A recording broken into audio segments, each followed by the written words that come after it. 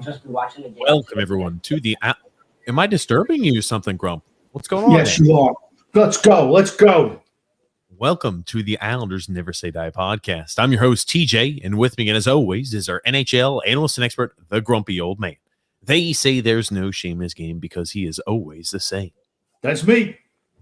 Grump, this one won't be as fun as a few of the other ones have been. We are coming live at the listening audience there, live as well as in podcast format after Game 2 of the Islanders against the Tampa Bay Lightning after a 4-2 loss against the Lightning. True, and it was a deserved loss, to be honest with you. The best team won, but some things kind of reared their ugly heads today, things that kind of bother me with this coaching staff. I thought there were some coaching blunders today. Some of my least favorite players absolutely proved why I despise them today. And just some of the coaching decisions were hideous. That's not why we lost. The better team won today, but certain of my bugaboo things with Barry Trotz and that piece of garbage, Josh Bailey and Nick Leddy, they reared their ugly heads today. Good gracious, Grump, but not mincing words at all to start. No. Okay. Let me, I guess, be the voice of reason here because I don't think Grump will be at this time period. No, you're right. I'm not going to be a voice of reason. I'm going to be the guy who tells the truth. Okay, that's what I'm here. I'm here to tell the truth. Why did we lose today? They were better than us. But here's the thing. Did we put ourselves in the best situation to win? Like with a 4-on-3 power play, you got three guys who just refuse to shoot the puck, and the only guy who doesn't touch the puck on the 4-on-3 is the only guy who'll shoot it. You got Bailey, that useless piece of garbage over there, who refuses 5 foot from the net, and he won't shoot the puck. He refuses to shoot the puck. You cannot have a guy like that on your power play. You just can't have it. Nick Leddy, the two of them pleasuring themselves on a 4-on-3 down 2 goals. I mean, they sicken me. And what's Trotz doing sending them out there? Stop sending those guys out there. They won't shoot the puck. You got to shoot the puck to win. You got to shoot the puck to score. It was disgraceful today. Disgraceful.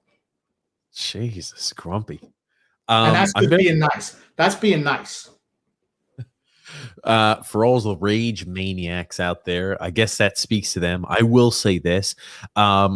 Not a good game tonight by the Islanders. There are a few positives. I think number one, most notably being, if you were to tell me to start this series, we would split the first homestand by the Tampa Bay Lightning, and we'd be going back to the Coliseum with a 1-1 tie in the series. I would be happy with that.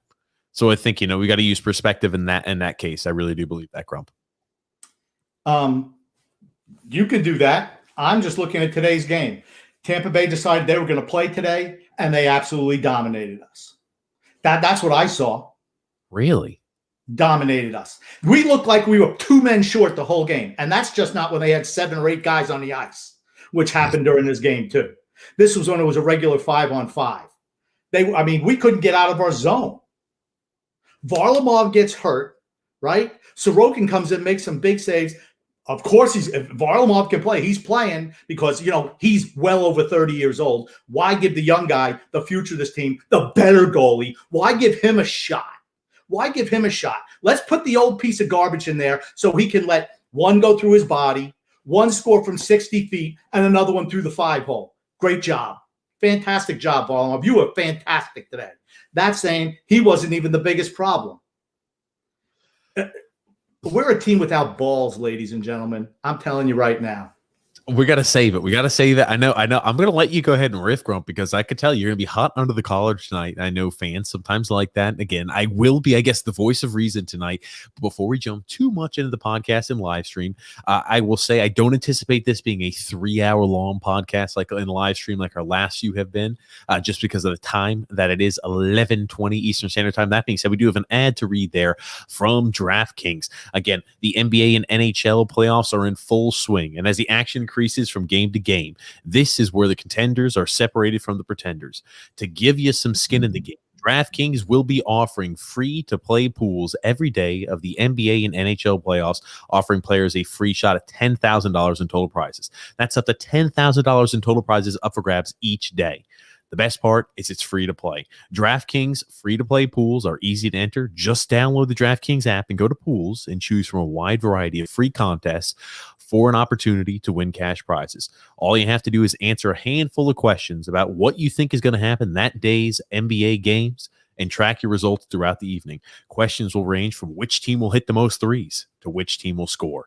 Which team will score first. DraftKings is safe, secure, and reliable, so you can deposit and withdraw your money at your convenience. Download the top-rated DraftKings app now and use the promo code THPN when you sign up to get a free shot at $10,000 in total prizes every day of the NHL and NBA playoffs. Head to DraftKings pool page now to get your huge shot at huge cash prizes.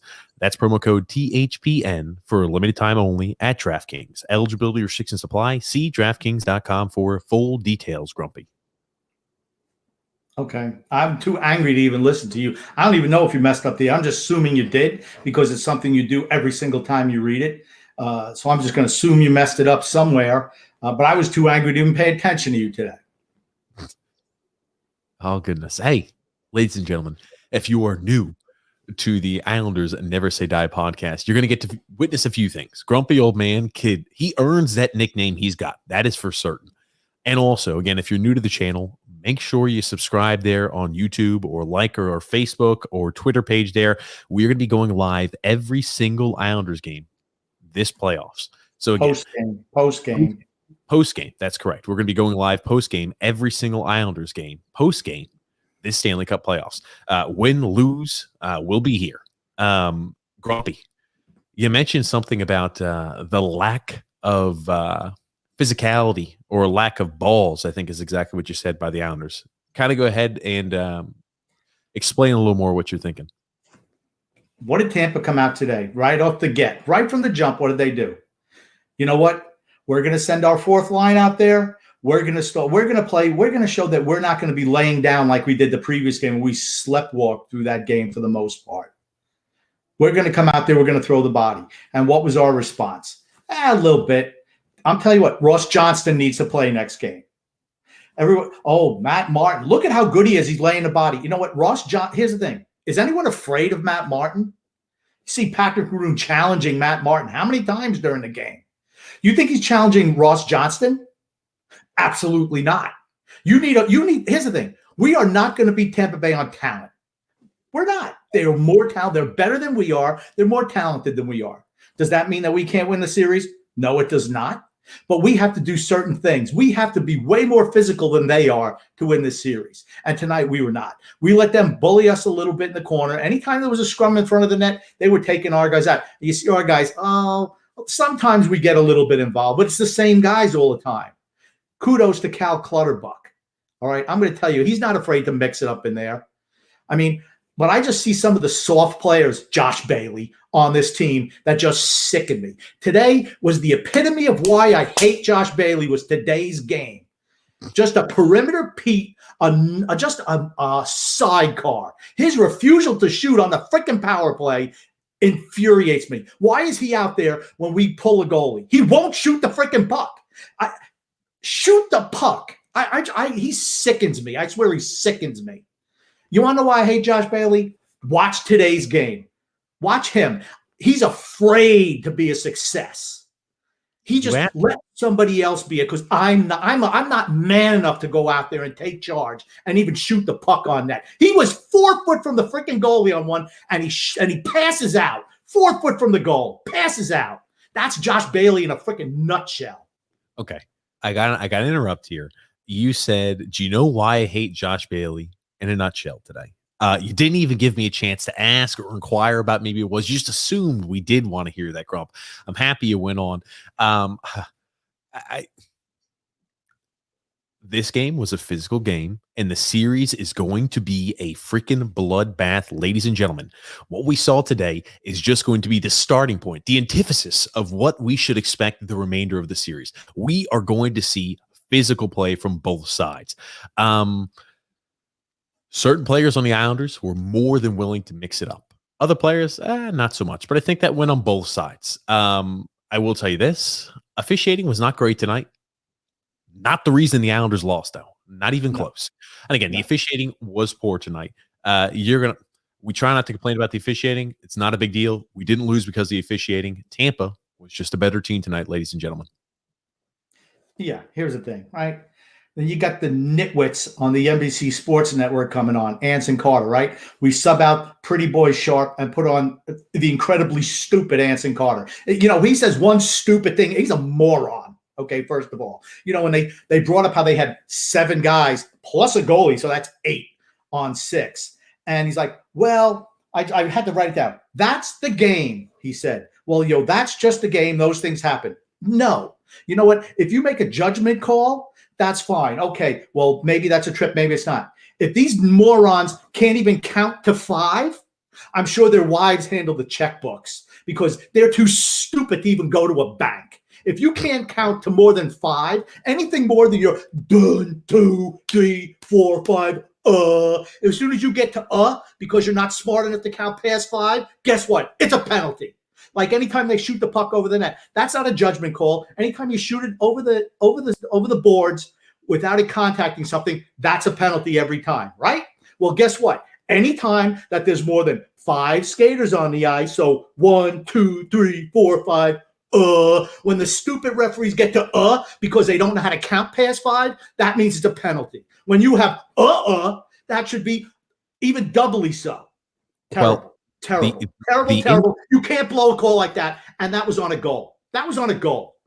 Okay. And here's the thing. And then what else did they say, right? What else did they say? Yes, I'm going on a rant. Absolutely. What else did they say? Well, the first line was great. Well, sure, it's great. You know, when you got 5 forwards on the ice for your first line, that is pretty damn good, as well as 2 defense and a goalie. I'd expect that first line to be dominant, wouldn't you? Yes, to answer your question, I will tell you this. Again, calls are missed on both sides tonight. I will tell you this. The issue with them missing too many men on the ice, you have 4 refs out there on the ice. You see the back ref right here who's staring at the play in front. That's not his job. He gets caught watching the action. He gets caught being a fan and a spectator at that moment. Not a huge deal. It definitely did lead to a goal against. The refs missed calls. Plentiful calls on both sides. You could even say, hey, the Islanders were gifted their first goal via the check, or I guess the appellate kind of knocking. I think it was Braden Point, or was it Braden Point or Kucherov? I can't remember. It was Point. And here's the thing: that was not a penalty on Braden Point, but that's a judgment call. There's a difference. That's a judgment call. You know, I see your little picture up here. It only has 6. There's another guy standing right at the bench over there. That's 7. Okay, that's 7. Plus the goalie makes 8. Okay, yeah. And they rolled it through. The 6 never even came off the ice. They had 7 guys on the ice the whole time after the goal, the whole celebration, probably to the next face-off or 2, because they could not make that call because they can't count to 5. The referees, here's the thing, and I don't blame the referees, for judgment calls. That's a call that has to be made. If you can't count past 5, like I said, 1, 2, 3, 4, 5, duh, that's a penalty, ref. I don't know who the penalty was. Was that useless Wes McCauley or some other circus clown that they have masquerading as an adult out there? Goodness, Grump, you are on a freaking roll tonight, my friend. Not the reason we lost, though, but they've got to do better. And the thing is, Barry Trotz, his comments again were, you guys saw it. They had too many guys on the ice. You guys pointed out as well. Just that's where we expect better, is what he said. It's funny, right? I wonder if Barry Trotz in his post game interview was speaking to the press, going, as he was fidgeting around with his suit, fidgeting around with his dress shirt, saying, "Oh yeah, we got a few penalties called against us. It kind of stopped our momentum. If that wasn't the case, we would have been able to play Matt Barzal more than 3 minutes in the first period." What if he said something like that? Because remember, right, when Matt Barzal was on the penalty kill like that all the time, Matt Barzal can't be on the ice, the best player on our team. No, again, difference in coaches. We got one coach who, again, he won't mince words, but he's not going to make excuses. On the other hand, not so much. I'm not making excuses for today's game. No, I'm not talking about him. I'm just saying one coach will make excuses, one does not. Yeah, no, I don't expect Barry Trotz to. I don't expect him to. And I wouldn't, I'm just saying to the league office, why can't your referees, do you give them a math test? Do you see if they can count to 5, or do they not know more than 5? How do they miss that? I mean, that's a legitimate question. Yes, I'm questioning the intelligence and the ability to count past 5 of these referees. They certainly couldn't count to 6, and certainly not 7. If you can't count to 6, how can you count to 7? I don't know. They're not able to do it. I am, because I have a brain in my head. They don't. They're incapable of it. It's frustrating. But, and you talk about Matt Barzal. Another bone to pick with Barry Trotz. When your best player plays 10 minutes a game, guess what? You're failing as a head coach. You're absolutely failing as a head coach. Stop rolling out the geezers that you want to roll out all the time. I'm sick and tired of it.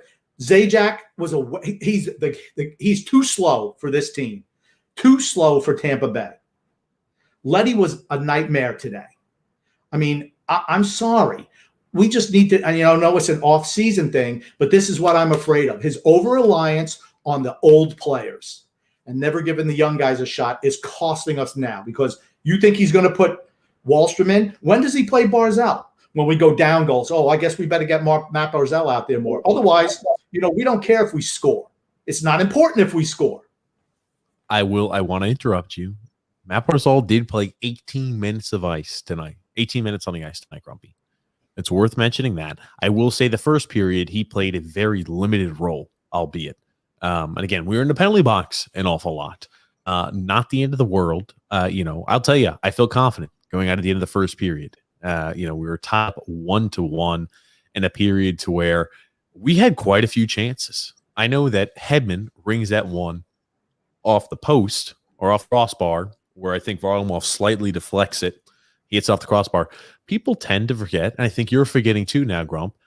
We hit 3 post/crossbars in the first 2 periods of this game. Again, mind you, this is all away. We're not the Coliseum. We're not at home. We hit 3 post/crossbars in the first 2 periods. Hey, we hit quite a few post/crossbars in the first period. If, ands, or buts don't win you games. That being said, though, an inch more to the left, up, down, in a completely different scenario. More talented players hit those shots. More talented players hit those shots. That's our lack of talent showing up. When you see crossbar hit, that means they're not good enough to put it in the net. Okay? That's what it means. But here's it, right? We talk about Varlamov, Vasilevsky. Yeah, Vasilevsky led in 2 weak goals the last game. Vasilevsky makes a save. I want to say it was the end of the first period, first or the second, on Beauvillier. Point blank with 2 seconds to go. Well, because Bailey was going to pass. He was, 8 foot from the net, so there's no way he's shooting. But it was a nice pass, Beauvillier. And Vasilevsky makes a fantastic leg save with 2 seconds to go in the period. I mean, that's what a big-time goalie does. Do you think Varlamov does that? I don't. For me, 60-foot shots are beating him. Shots from the point. When was the last time you see a goaltender let a shot in from the point? I mean, from the point. Was it 1973? When was the last time somebody got beat from the point? Okay. I'm going to give Varlamov some credit here. He's not the reason we lost tonight. He made a few big saves. You missed that big save as well in the first period. And he made a few really big saves. I'll tell you one thing. Vasilevsky, on the other hand, also made quite a few huge saves for the Tampa Bay Lightning. I mean, like that huge save against Palmieri and a few other ones as well that, keeps the game tied at that time period and keeps the Islanders from taking that lead. And I want to give F- some credit today. At least he's not afraid to shoot the puck. I'm going to give F- credit for that. His little cohort, F- Junior, he's finished. He's finished.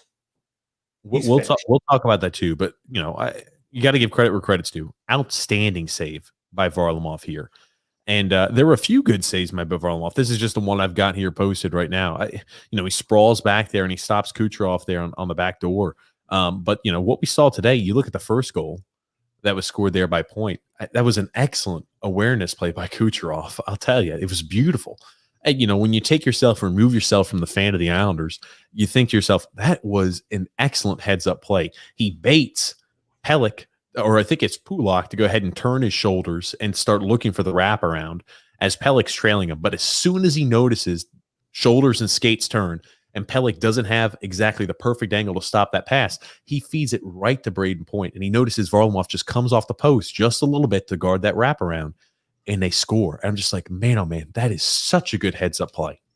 That's what talent does. That's what talent does. If we had any talent except for 13, we'd be able to see plays like that. We don't, because we don't have that level of talent on this team. Okay? But how does Varlamov get beat? Right through his arm. You can't get beat through the body. You cannot get beat through the body. I don't care. I don't care if he beats you top shelf or he beats you wide. You cannot get beat through your body. And he was beat through his body twice today. Twice. You can't let that happen. Not the reason we lost. Not the reason we lost. We lost because Tampa Bay is a better team than we are. That's why we lost today. Yes. Again, we don't make excuses for the team. We'll never have. Nope. That also being said, you mentioned Zajac. Man, oh man. And again, serious question here, Islander fans. I thought game one, he wasn't great. Tonight, I thought he looked noticeably a step slow. It wasn't just the penalties he committed. I thought noticeably he was always trailing whoever he was covering in the defensive zone. I know he had 2 penalties in the latter half of the game, in the third period. Still, on the same token, without those penalties, I still thought he looked slow. He still didn't do a great job. Maybe he bounces back. Here's also something to take into account. Zajac, for the time, it was a healthy match towards the end of the year while Walker was healthy. You kind of wonder, okay, now just deep into the thought process of Barry Trotz, go out off wall. I'm going to stop. I'm going to interrupt you, TJ, because you're going in and out. So I'm just going to take over right now. And I don't know if it's your internet connection or what, but it looks like you're freezing up over there. Okay. So, yeah. So I'm just going to take over for right now because I can't hear what you're saying. Okay. Grump. Okay. Now you're back if you want to finish your point. No, Grump. That's fine. Go ahead. You're interrupting. Go ahead. I'm good. No, go ahead. We couldn't hear you before. That's why I interrupted you. All I'm going to say is this. Travis Zajac, even minus the penalties, I thought looked noticeably a step slower. You look at him towards the end of the year, for the most part, he was a healthy scratch. When he did play, it was a spot here or there when there was an injury, and he's strung out quite a few games here in a row since Oliver Wahlstrom's been out. This Tampa Bay Lightning team has unbelievable speed. You saw multiple of our defensemen look like absolute turnstiles today as they were sped around, whether it was Nick Leddy, Ryan Pulak, Adam Pelech, Noah Dobson. Didn't matter. You name them out there. They were all skated around because Tampa was able to utilize that great speed they have and to put those really one-on-one chances and opportunities, not only on Varlamov, also on Sorokin in the limited action he saw. So, that's one of those things where maybe, the speed Zajac just can't keep up with anymore. He's a 36-year-old skater, eventually it's going to go ahead and catch up to him. You saw the same thing with Leo Komarov.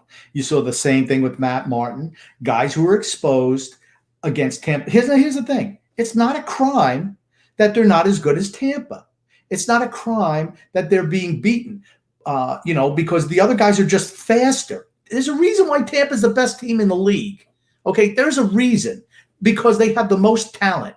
They are supremely talented. I'm not putting down Tampa in any way, shape, or form. Okay? Not at all. But Barry Trotz needs to make some changes. I know he wants to ride the over-the-hill gang. like George Allen used to call the Washington Redskins that got rolled by the Miami Dolphins in the perfect season. But guess what? At the end of the day, they're not good enough to win a Stanley Cup. Okay? Eventually, here we go. Here we go again, ladies and gentlemen. Listen to me. He needs to transition to put some younger guys in the lineup now. Why not put Michael Del Cole in there instead of Travis Zajac if Oliver Wahlstrom isn't healthy enough to play? At least he can skate. I mean, why not put Oliver Wahlstrom if he's healthy? Put him on the first line instead of Leo Komarov. Why not do that? Why not put Ross Johnston in instead of Matt Martin? Why not do those things? I've got to stop you. One freaking loss, Grumpy, and it seems like the wheels are coming off in Grumpy land. I will tell you this much, Grump. We're tied. You say we're not a Stanley Cup contender. Here we are, tied 1-1 of the series against the best team in the NHL, the Tampa Bay Lightning. We've been to the Eastern Conference Finals in back-to-back years. I'm sorry, that narrative doesn't even come close to passing the sniff test. Okay, you can't sell it. You can't sell it to me. Okay, we win because of group effort, right? But here's the thing: when Tampa Bay just decides, okay, we lost 2-1 in a game we were dominated with, and we almost could have won it right at the end because we only played like 6 minutes the whole game. They just flipped the switch on today, and they absolutely dominated us. Absolutely dominated us. Okay, they had no chance of winning game one. Absolutely no chance. None. We dominated game one. Wasn't even close in my book. We played our style of hockey. They played like shit. We did exactly what we were supposed to do. They made mistakes. We made them pay for it. Okay. You might say, oh, they split the switch. They had a 6-on-4. They scored on it. Here's the thing. What were the keys to winning this series that we talked about? There's a few things. Force, hit, and rush Sergachev. Didn't really do that today. Number 2, stay out of the penalty box, ladies and gentlemen. That was definitely something we did not do today. No, 5 penalties today. But even when it was 5-on-5, it was like they were on a power play. I mean, I just, I'm not big for, the Corsi stats or anything like that. I just do the eyeball test. They were in our zone the whole night. We got some zone time when it went up, 3-1, 4-1. But before that, they were in our zone all the time. Sergachev, you don't want to know why we didn't hit Sergachev? We couldn't get the puck out of our end. That's why we didn't. I'm like, were they on a power play? I'm looking up there. I'm like, are we 2 men down? Why can't we even clear the zone?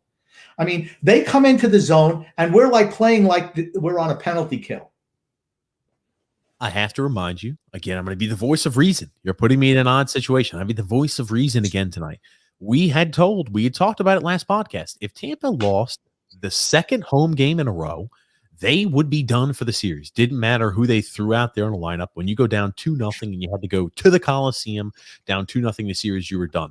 They were desperate. They had to win tonight. And what you saw was a desperate team play more inspired hockey, and that was the result. I'll tell you, things are going to get physical. They will. I love Patrick Maroon at the end of the game going and just, oh, come bring it on, come bring it on, come bring it on. This is the same son of a gun at the opening draw, at the opening dot, didn't want to fight Matt Martin, and then wouldn't fight Matt Martin until they were clutch and grab like that, and he could kind of go ahead and muddle it out. Like, I was too timid to fight Matt Martin. I know you said, oh, Matt Martin's not this, he's not that. I'll tell you that much. Run Patrick Maroon. Run him. Take him right out. Again, like, one more note. Tampa's arena is soft as Charmin. I remember the game being a 1-1 tie at the end of the first period, and there was no enthusiasm in the arena. I cannot wait till Tampa goes to a real freaking arena. They haven't played in a real arena all season long. Not a once. Even when you look at the playoffs, hey, the Caniacs brought a little bit, not the same as the Coliseum. You know what? I'm ready. I'm ready for the Islanders to feed off the energy in the Coliseum come Thursday. Okay. Tampa's acquisitions of Patrick Maroon, Coleman, the guys they picked up last year's trade deadline are doing their job. That's what they did today. They're like, you know what? We're going to set the tone out here. We're going to be ultra physical. We're going to dare the refs to call penalties. And of course they didn't, which is fine. If it's like that for both teams, I have no problem with it. But they brought their identity line today. And what it do? It opened up the whole rest of their team's game. That's what it did. I mean, if you ask me if Tampa's going to go back into a shell and not play motivated to win, I think you're crazy. I mean, they're just supremely talented. And when they bring their A game, we don't have a shot. When they bring their A game. But here's the thing. I don't think anyone in the league has a shot against them when they bring their A game. And there's no harm in that. There really isn't. I just didn't like our level of fight back. We were down. That game was over 3-1 and then 4-1. To me, you know what? What I would do the rest of the game if I'm Barry Trotz, we're here to send a message. You send your skill players out there, we're going to run them because it doesn't matter. We only got one skill guy on our whole team. So let's just take our choice. Let's go run Sergachev, Hedman, Stamkos, Kucherov, Point. Let's show them, you know what? You're going to pay the price. You're going to pay the price. We didn't do that. I would like to see that happen tonight when the game was over. Yeah, I thought we set the tone a little bit there at the end. Again, I like Zajac mixing up with Cirelli. And the thing is, Cirelli, and I don't remember who else it was from Tampa, tried to go ahead and start things immediately with Matt Martin. Kudos to Travis Zajac. Again, think about it, right? 36-year-old man went ahead and mixed it up there with Cirelli, much younger individual than him. Thought he came out there on top. Here's the thing. I think we have to take everything with perspective. The series is tied 1-1, ladies and gentlemen. We're going back to the barn with a 1-1 tie right now. We have home ice advantage, right? Win every home game, and we're in good shape. That's all it is. Win your home games. Yeah, that's true. Tampa Bay is different than the other teams in the league. That's all I'm saying. And this is why I don't like doing post-game podcasts, because when we lose, I'm really upset. I could tell. Honestly, you're I would say you seem a little irrational, Grumpy. Well, I don't mind if you get beat by a better team, which we did, but I just see some of the dumb things like on the power play. Again, why are we not dumping and chasing? They're just lining guys up along. We keep on turning it over right at the blue line. They get chances coming back the other way. I mean, I said last time, what turned the game away, that turned the game around last game? Matt Barzal dumping it in deep on the power play, let us generate some chances. Again, we're just trying to make the pass right over the line, and they know what we're doing, and they just pick it off and they come back the other way. Change it up, Barry Trotz. Or who's the power play guy that we have? Hiller? Is that who it is? Yes. Okay, change it up, Hiller. Tell you guys to dump it and freaking chase. Because when you got four guys on the line, dump, make them turn, run them into the boards, get possession, drive the net. That's how you play a power play. That's how you do it. I mean, I put some guys on there who are not afraid to shoot the puck. Josh Bailey, just go back to the locker room when we're on the power play. I don't want to risk having you on the ice. Same thing with you, Letty. The two of them, back and forth, back, down 2 goals, back and forth, 5-foot passes back and forth. On a 4-on-3, we won't shoot the puck. It's infuriating, honestly, infuriating. Oh, grumpy old man. I could tell, man. You're feeling a little hot under the collar. I just think we have to take everything with a grain of salt. This is not a good one to take. You take it off the chin. They look like the better team. Obviously, that's not something we enjoy seeing as Islander fans. Got to take everything with a grain of salt, though, Grump. We really do. How many grain of salt games do you think we got left in us? I think it's pretty much imperative we have to win the next 2 games, right? If we lose at home, series over, you think? You think we're winning again in Tampa? I don't see that happening. I can't tell you with 100% certainty. That being said, I feel confident we win game 3. I do. Let's take it back to last podcast. I said the likelihood of us losing game 2, pretty likely. I honestly believe that. Again, Tampa was it's like a rat. It's like a rat when you've got them pinned up against the corner. They're going to do anything they can to dig through anything. Doesn't matter with this metal human flesh. They're digging their way through that if you put enough heat behind them. That's what Tampa was. Despite, the cool, calm, and collected John Cooper, they understand if they go down 2-0 and go back to the Coliseum, they're finished. They're done. Here's the thing. We have to set the tone early. You have to jump up and score a goal early on Tampa come Thursday. You can't let, a dominant first period turn into a 0-0 tie game and you keep on prolonging things. The longer the game is tied at 0-0 on Thursday night, the better that fares for the Tampa Bay Lightning. Yeah. I mean, you realize Tampa, I think they've lost 1 road game this postseason. 1. That's pretty good road record. They didn't lose a road game to Carolina. I mean, I think they lost 1 to Florida. That's it. I mean, and they haven't lost 2 games in a row since they got swept by Columbus 2 years ago. In the postseason, 2 games in the postseason. Right. In the postseason, yes. Here's the thing. Our atmosphere and our home arena is way different than the Carolina Hurricanes and way different than the Florida Panthers. I can tell you that much. And you know that too, Grumpy. Yeah, I don't think that has any bearing on I don't think it has any bearing on Tampa Bay. I just don't. Jesus I just don't. Christ. You think they're like I feel like you think they're like Thanos with the Infinity Stones over here. Nothing you could do could stop them. It would take the conglomeration of the entire NHL put together on a super monstars type of squad to stop the Tampa Bay Lightning. That's how you're treating them right now. We made them look human last game. And I'm going to tell you one thing. When we're able to dictate play, if we get up to an early lead, it's a completely different ball game. I've said for 3 years now, this Tampa Bay team reminds me of the Islanders dynasty team. They remind me of the Islanders dynasty team. That's why they scare me so much, because they are that good and that dominant. Just like we were back in the day. We could be anyone, any style. This team is the same way. What did they come out today? Is their game to play the physical game? Nope. But what did they do? The Islanders play the physical game. So what did they do? We're going to out-physical you from the get-go. And that's what they did today. We had some fight back, but you know what? They showed, you know what? You're not going to out-physical us. I mean, that's what the Islanders of yesteryear in the dynasty era used to do. I mean, that's why they scare me. That's why they're so good. I mean, well, and I'm not belittling what we do. We are playing. We've gotten as much out of this talent as we possibly could, without a doubt. I just feel, like I said, that's why I said Islanders in 11. What? Okay, when you make a freaking stop, oh my God, so dramatic. Holy shit! It's like, oh my God, it's like we're at a drama club. Grumpy, my goodness gracious! Here's the thing: we lose one freaking game on the road, might I add, to the team who is the best team in the NHL, most talented team in the NHL, and you're thinking the wheels have fallen off.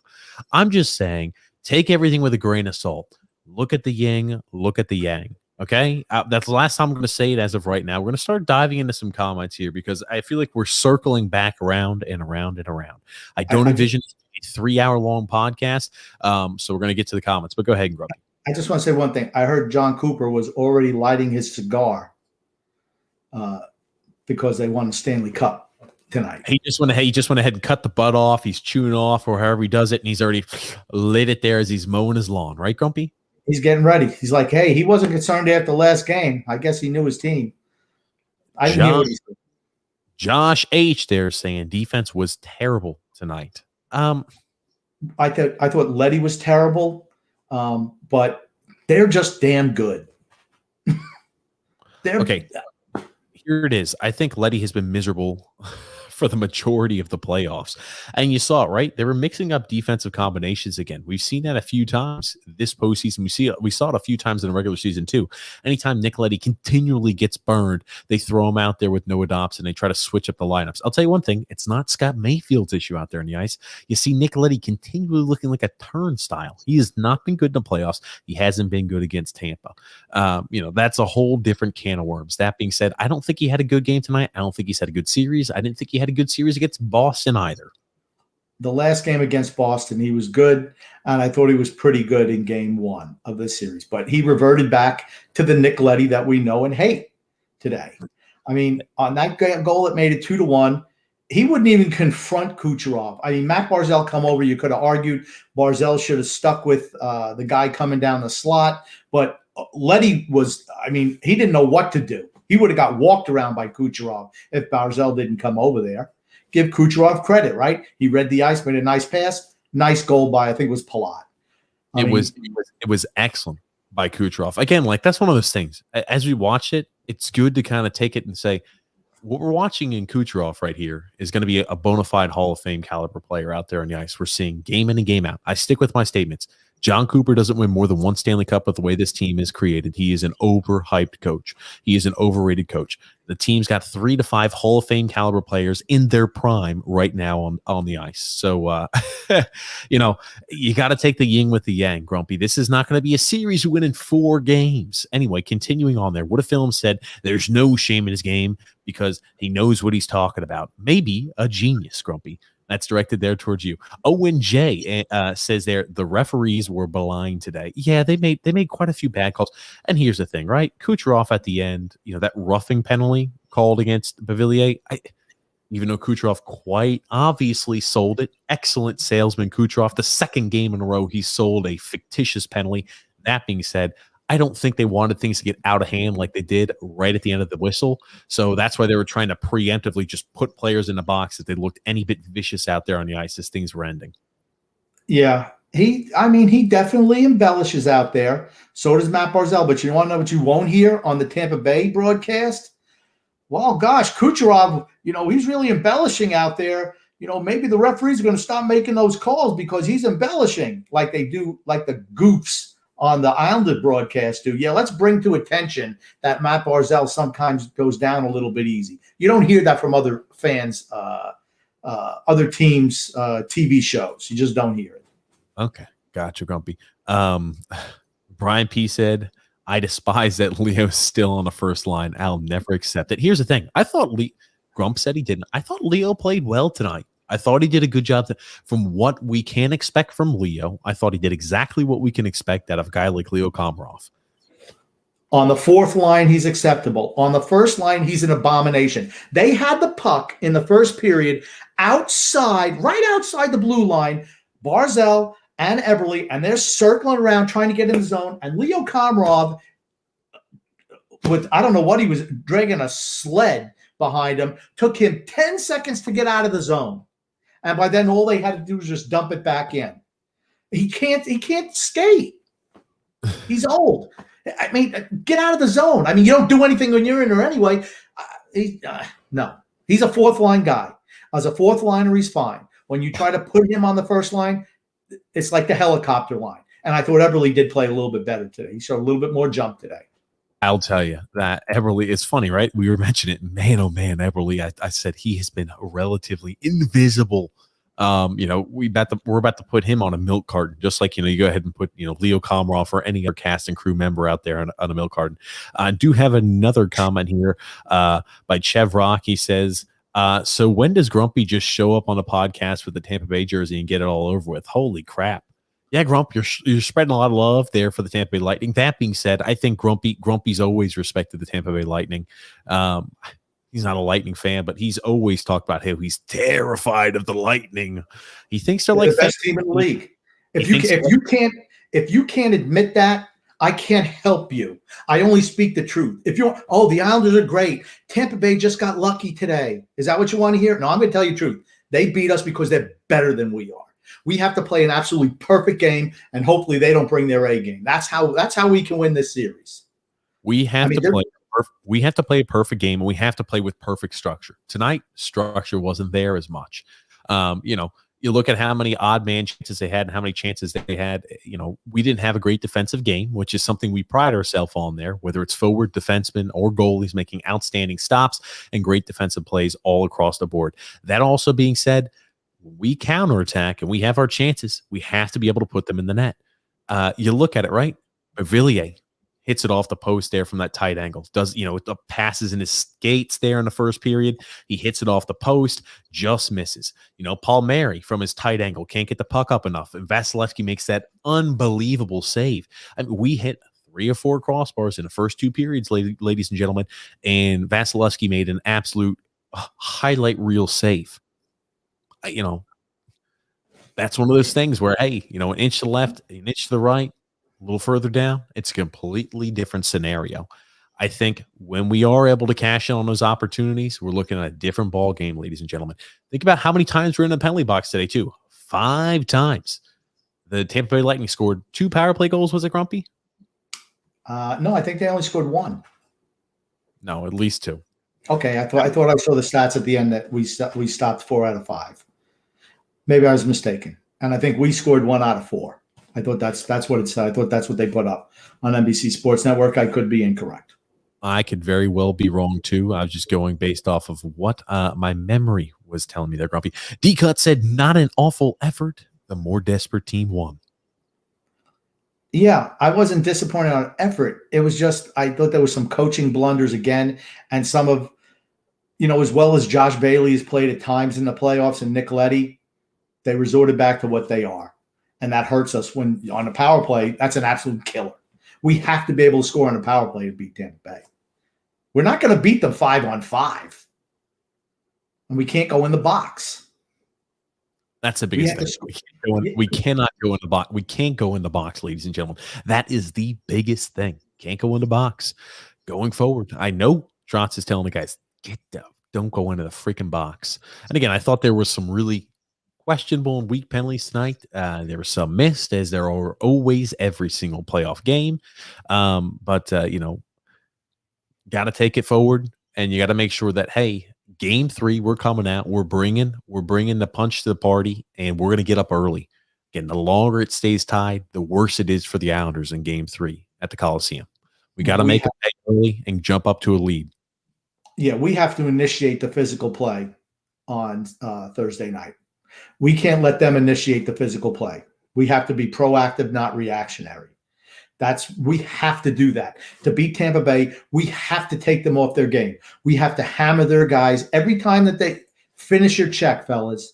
Hit hard. I mean, you saw Clutterbuck do it. You saw Matt Martin do it today at times also. Casey did at times. I mean, that's a must-do against Tampa Bay. You have to hit their defenseman every time. We got to get the puck deep and hit their defenseman. You can't just try to carry it over the line, make a 2-foot pass over the line, and then hope to create. No, you're going to have to dump, chase, and run their guys. Wear them out over the course of the series. You're playing into their hands, playing the little ticky-tack, just trying to cross it over the line. Dump, chase, hit. That's how you have to beat Tampa. Grumpy, I did just want to confirm I was incorrect there. The Tampa Bay Lightning were 1 for 5 there on the power play today. Yeah. Just going ahead. It just seemed like they were on a power play the whole game. I could see why you made that mistake. Joe C there said, rough game. The Islanders can't play into the Tampa Bay chippy stuff. They want to be on the power play. And that's what I was about to say. Tampa did a lot of chippy shit after, in between the whistles. For the most part, I don't think the Islanders are the New York Saints or anything like that. They're willing to mix it up for certain, just like every other team out there. Tampa made a more concerted effort to start it. And again, they just looked a little bit more of the aggressor tonight, where we did not. They knew they had to bring more emotion than they brought in game 1. It's just that plain and simple. That's what they did. And when they do that, we're outmanned. We need to bring that level. We need to initiate, not respond, initiate. Come out there and hit everything that moves the next game. And I play Ross Johnston, without a doubt. Then you don't see as much chippy stuff when Ross Johnston's out on the ice. They don't want to do it. Their teams are afraid of him. There's nothing wrong with having an intimidation factor out there. Okay. They're not going to play Ross Johnston out there. The guy's been a healthy scratch, since for the last 2 months? The last month and a half, the guys. Even if you look at the postseason, he's been a healthy scratch for at least the last 2 months. It's the same thing with people saying, "Hey, let's throw out there Kiefer Bellows." The guy's been a healthy scratch for the last 2 months. I'm sorry, they're just not going to play him. Okay, but that doesn't mean they shouldn't. Can you tell me what Matt Martin brings to the table that Ross Johnston doesn't?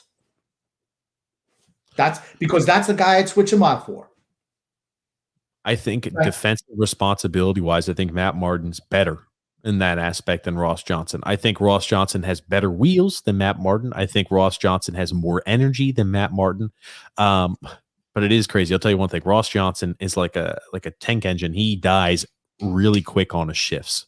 But again, he's got the energy out there on the ice, but he dies quick on his shifts. So what? The fourth line shouldn't be playing any shifts any longer than 35, 40 seconds anyway. Okay, you should be wanting your better players out there more often than a fourth line. The fourth line plays against the top 6 on a consistent basis, so they have to be able to go ahead and play defense in the zone. Again, this is a moot point. I don't even know why we're talking about it because it's not even worth our time.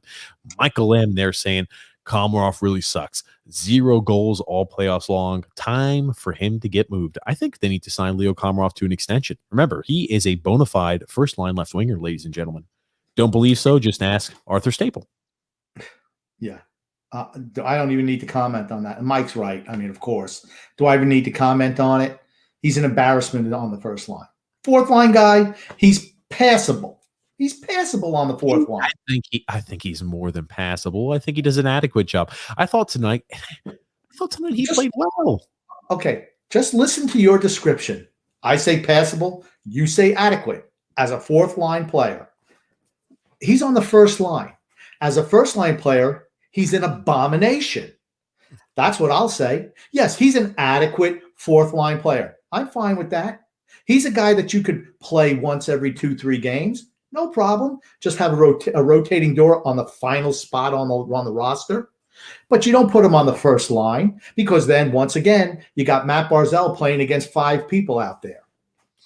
He did mix it up with a lot of people out there on the ice, which I'm glad he did. You know, they were trying to bully Matt Barzal. Look at the end of the first period. You had 2 different Tampa Bay Lightning try to hit him and try to cross-check and body him there when it's a 1-1 tie well after the whistle with Matt Barzal not initiating anything. And again, Leo Komarov stuck up for him, wasn't allowing any of that type of stuff. And that's what I mean by talking about who is the aggressor. Tampa Bay was trying to play the intimidation role all game long. I can't say whether it worked or not, but they did. You just hit the nail on the head, right? They're running Matt Barzal all night long. 2 guys, everyone going after him. Why? He's the best player on their team. So what should our response be? Our response should be Kucherov, Stamkos, Point. You're going to get sticks in the face every single time you touch the puck. You're going to get roughed up. You're going to get hit. That's not what we do. You want to take those guys off their game? You wonder why they skate so free and are able to make those passes? Because they're not worried about getting hit. They need to get hit, and we need to rough them up every single time, like they do with Matt Barzal. That's what I mean. That's a type of fight back I wanted to see from them. They're going to take runs at Matt Barzal. You must take runs at their top players. Here's the thing. What's the worst thing that could happen? Kucherov goes off, and any of the ham and eggers that we have on our team go off with them?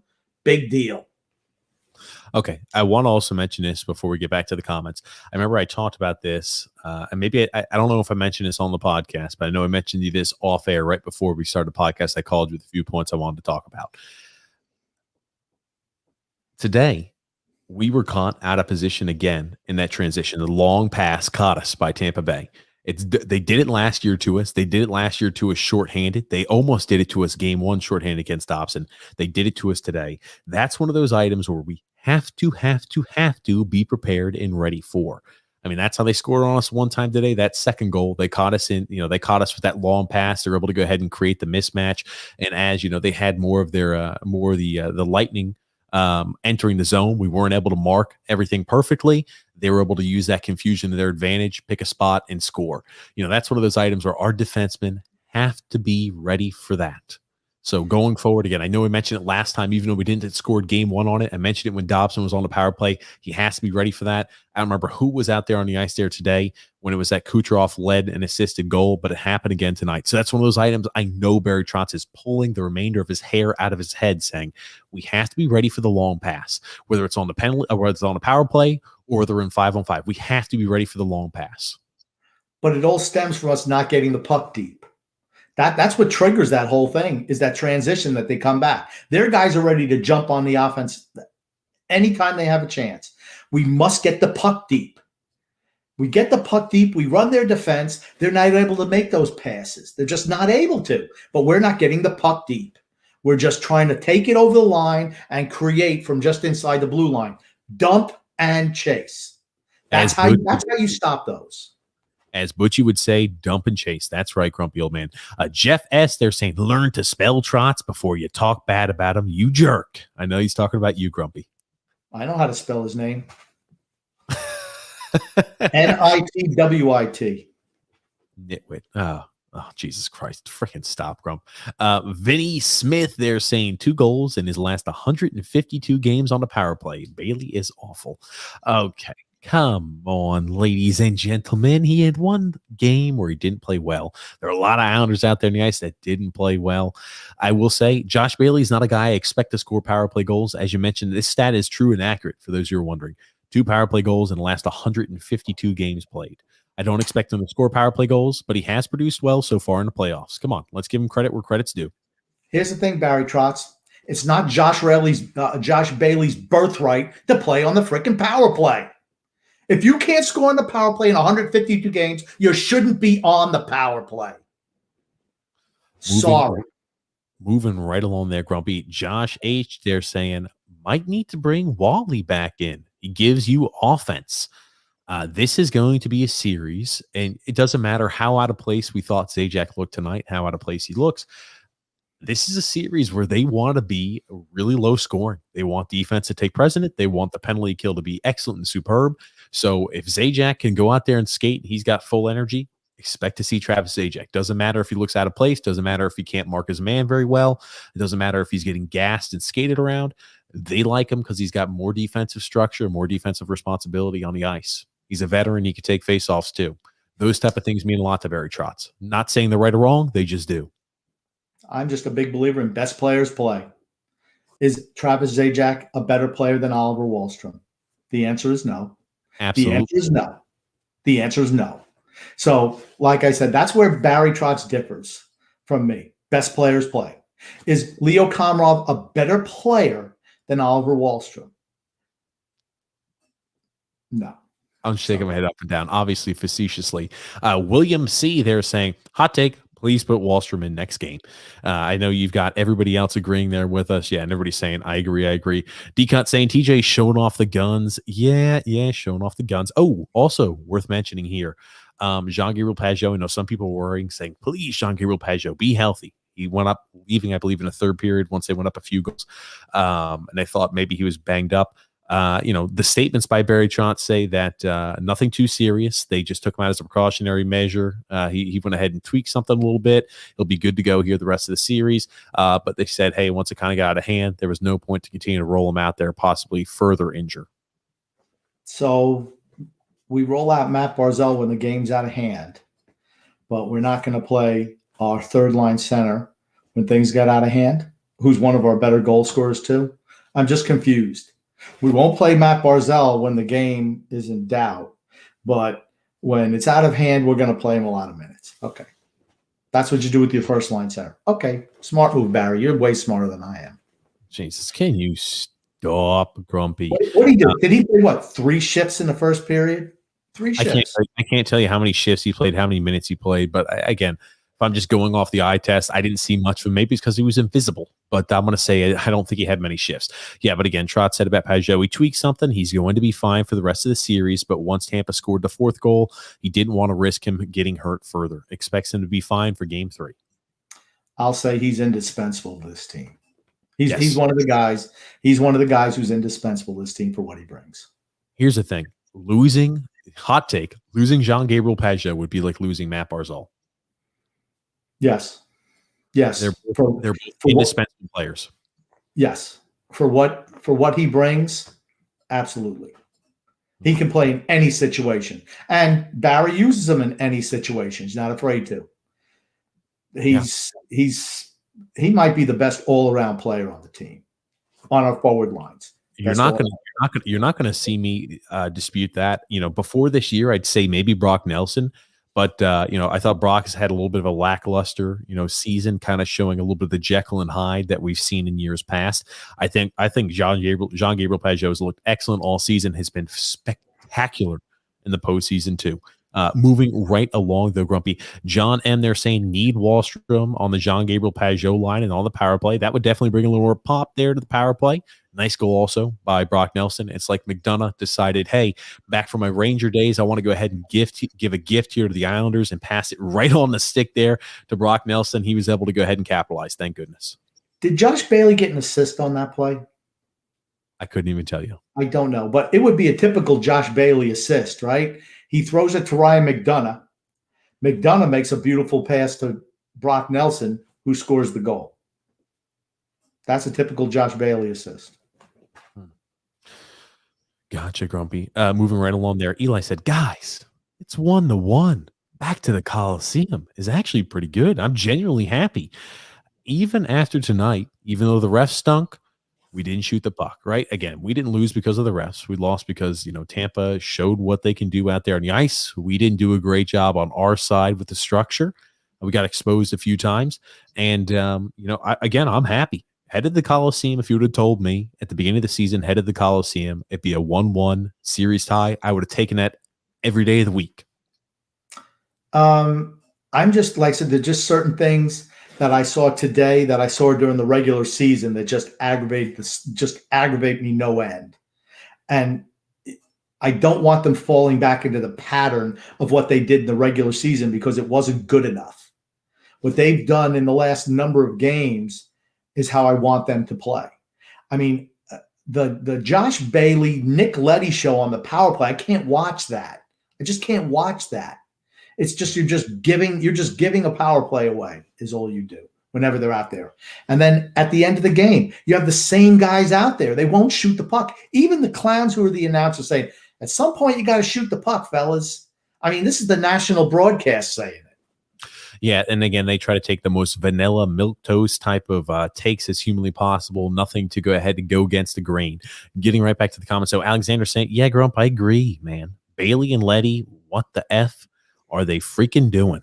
They didn't look good tonight. It's infuriating. Brian P. there said, yeah, it's amazing. Leo Komarov has been on the first line there for 40-plus games now and has 1 goal. There's no other team in the league that would do it, that would do that. What's your first line supposed to do? What is the primary function of the first line of any team? I'm asking you a question, TJ. What's the primary function of your number one line? To put up points and score goals. That's it. Score. That's you put the most talented players on that first line. You probably have the least talented player in your whole organization playing on the first line with Matt Barzal and Jordan Everly.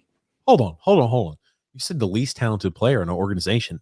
It's not Leo Komarov, Grumpy. It's Casper. Come on now, Grump. You should know better than that. Yeah, but he's not in the bubble, so I'm giving him a break.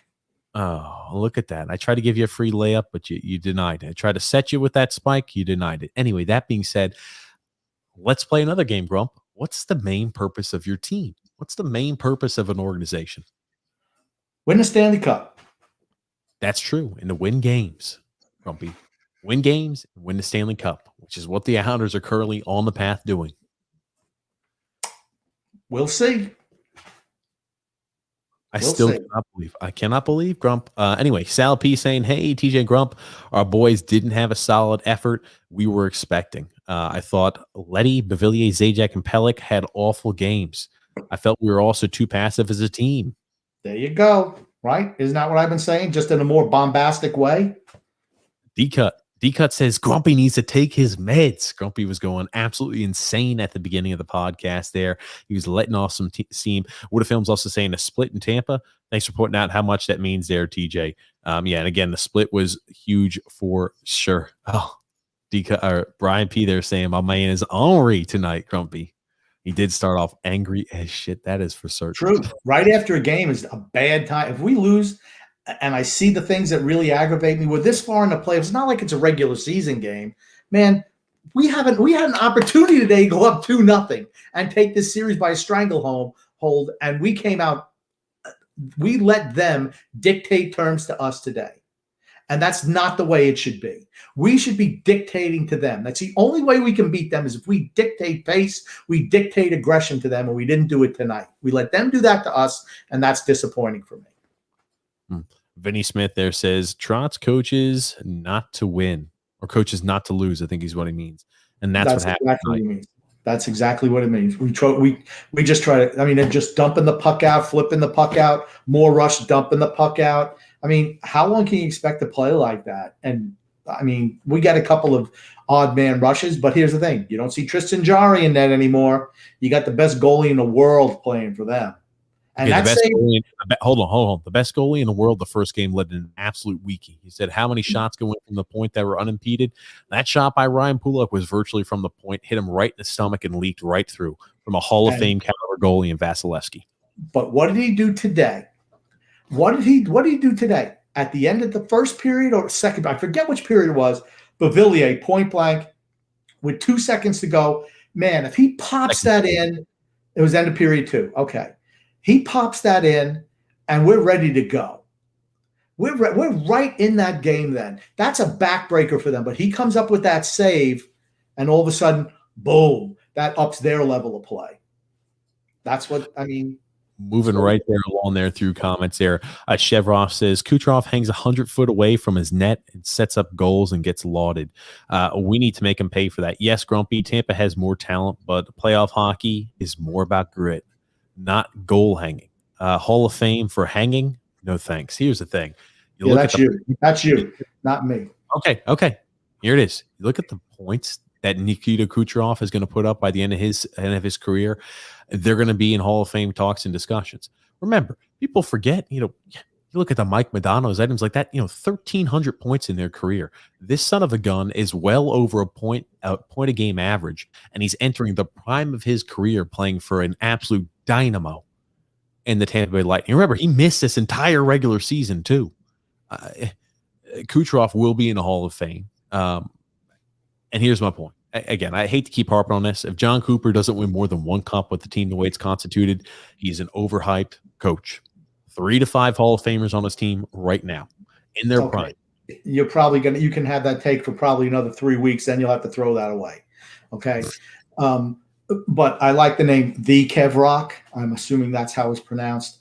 And he's right. Grit means more in the playoffs. And I didn't say he was a Hall of Famer. That's TJ, of course. A guy has 3 or 4 good seasons. He's a Hall of Famer. It's more about length of career and greatness. I've always tried to explain that to TJ. He's having no part of it. You have one good year, you're a Hall of Famer to him. Where I tend to believe, it's over a length of period of time.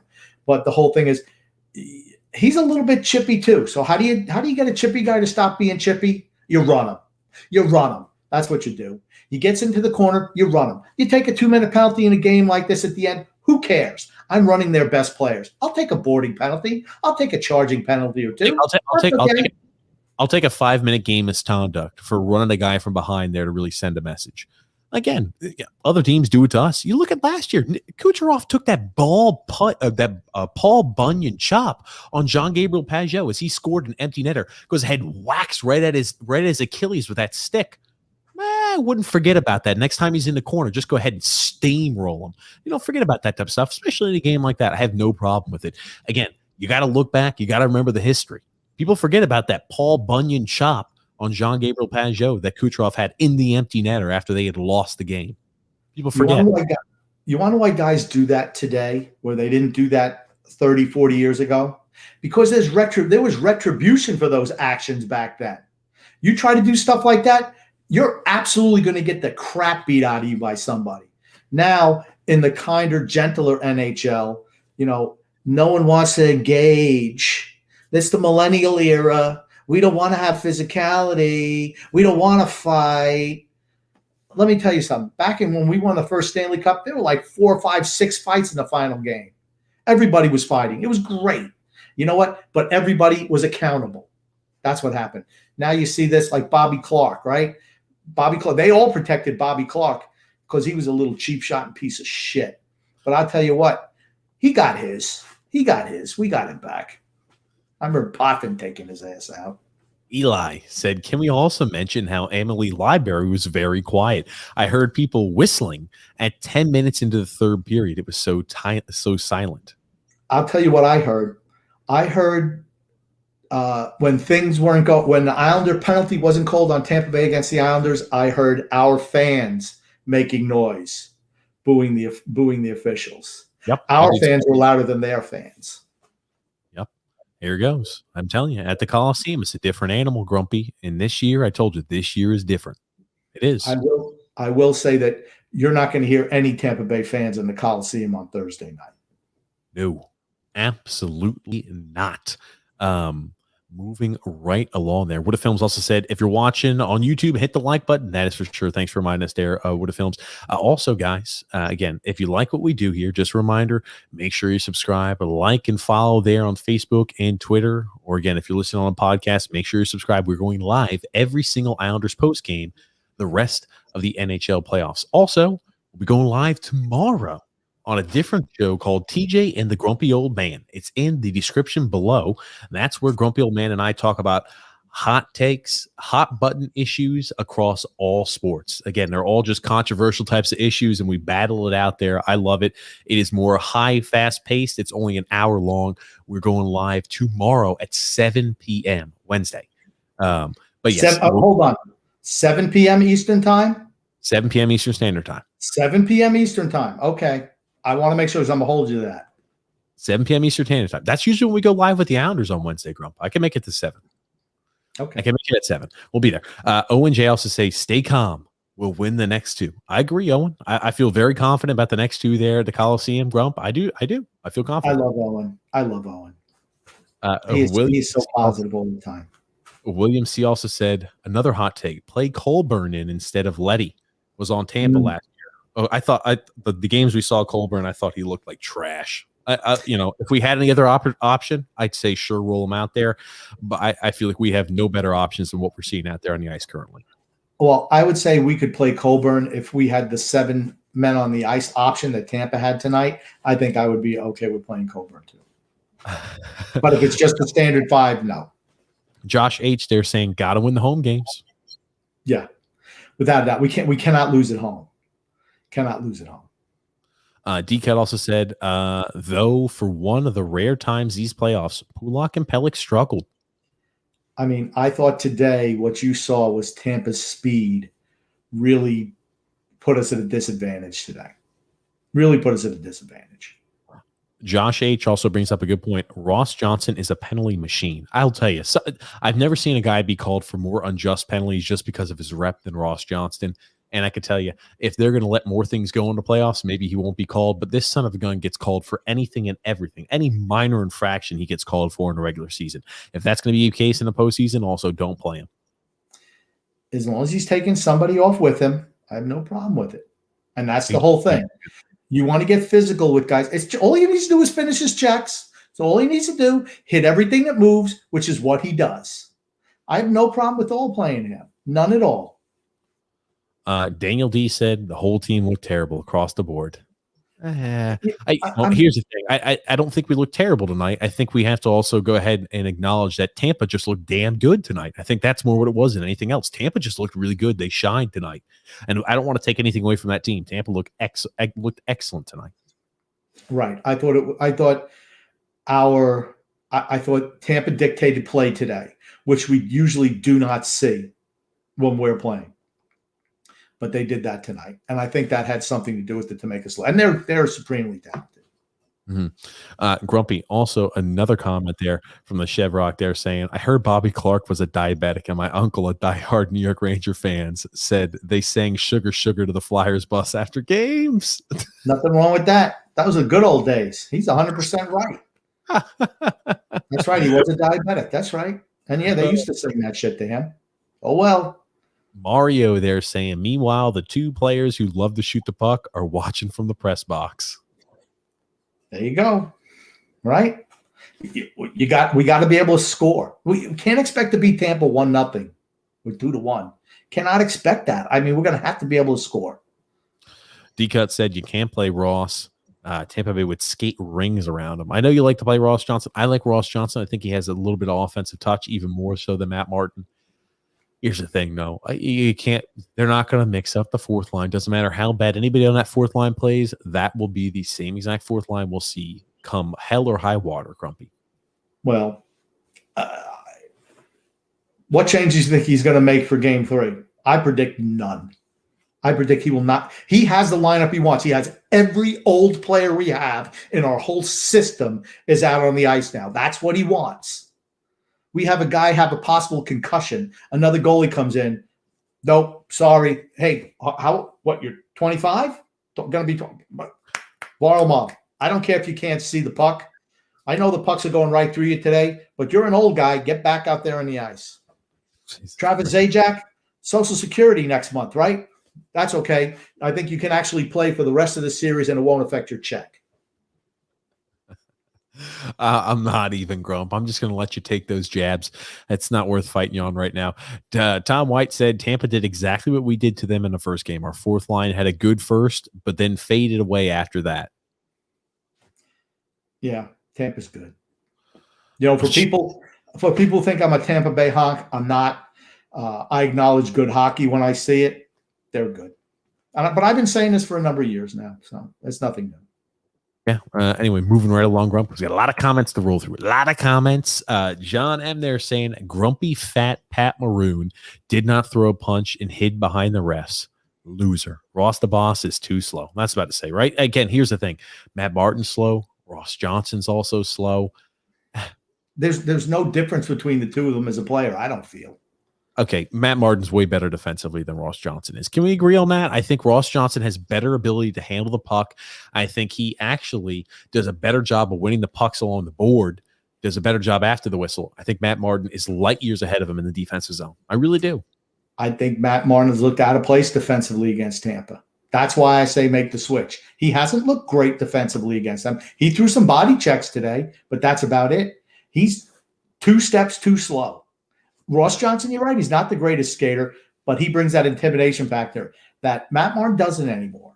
That's all I'm saying.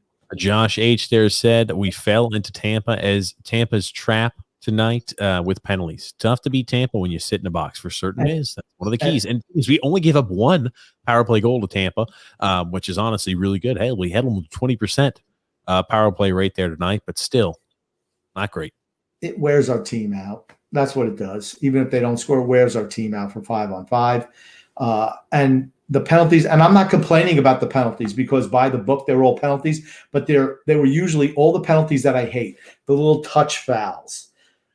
You call them touchdowns. They're penalties. They're touch penalties. Anyway, here's the thing, right? When they let everything go and they call a little time, and again, I thought the Zajac, the second one, come on, that's so ticky-tack. I know he didn't get the good shot off, but, you let anything and everything go all night long, and those little ones, a tap on the stick is called a penalty.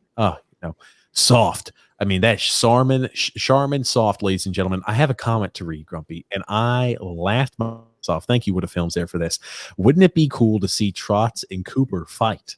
We've talked about this before, Barry Trotz as a fighter, scrapper. Could you imagine him fighting John Cooper? It would be like Ali Frazier.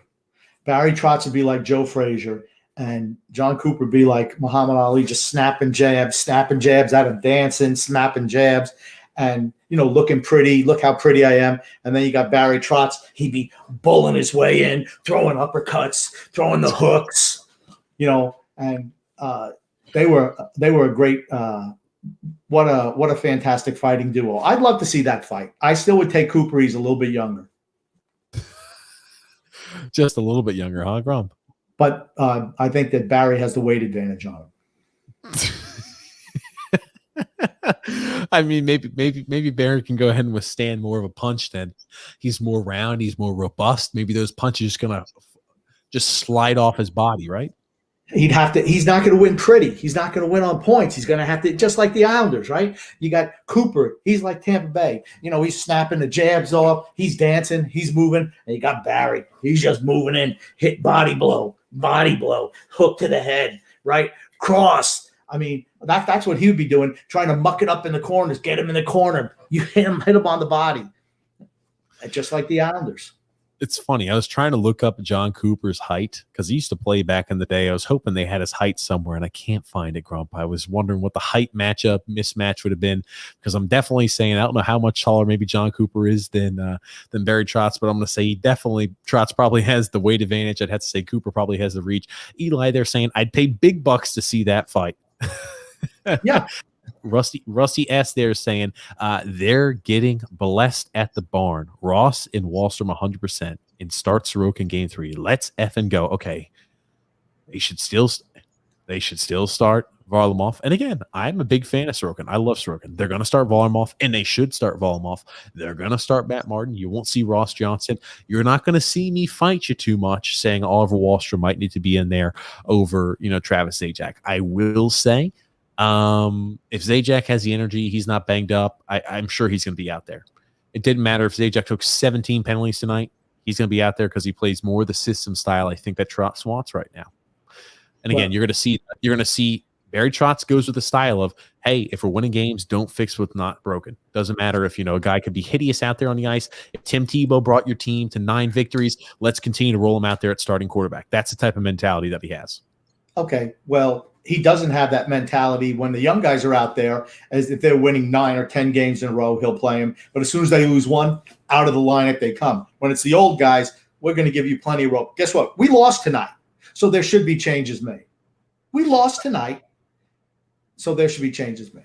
Tom White said, Islanders will be better. You can't expect the other team just to lie down dead. I don't disagree. I told you. It's like they're rat backed into the corner, man. They'll dig through anything to get out, despite how cool, calm, and collected John Cooper sounds out there. They were up against the corner. You can't go down 2-0. Headed to the Coliseum, ladies and gentlemen. Take everything with a grain of salt. The series is tied 1-1. I saw John Cooper today. The game was still being played, and he's over there kind of he's not even looking at the action. He's just playing with his mask. He's got his side. He's like, let me see. Should I wear it like this? Should I wear it like this? And they're just playing. He's not even paying attention. It's like, you know what he does? He just throws the pucks on the ice. That's what he does with that team. Do you know also what John Cooper did? Shockingly, you know what Snapchat is, grumpy old man? It's some type of social media piece of garbage, isn't it? You take a picture of something and send it.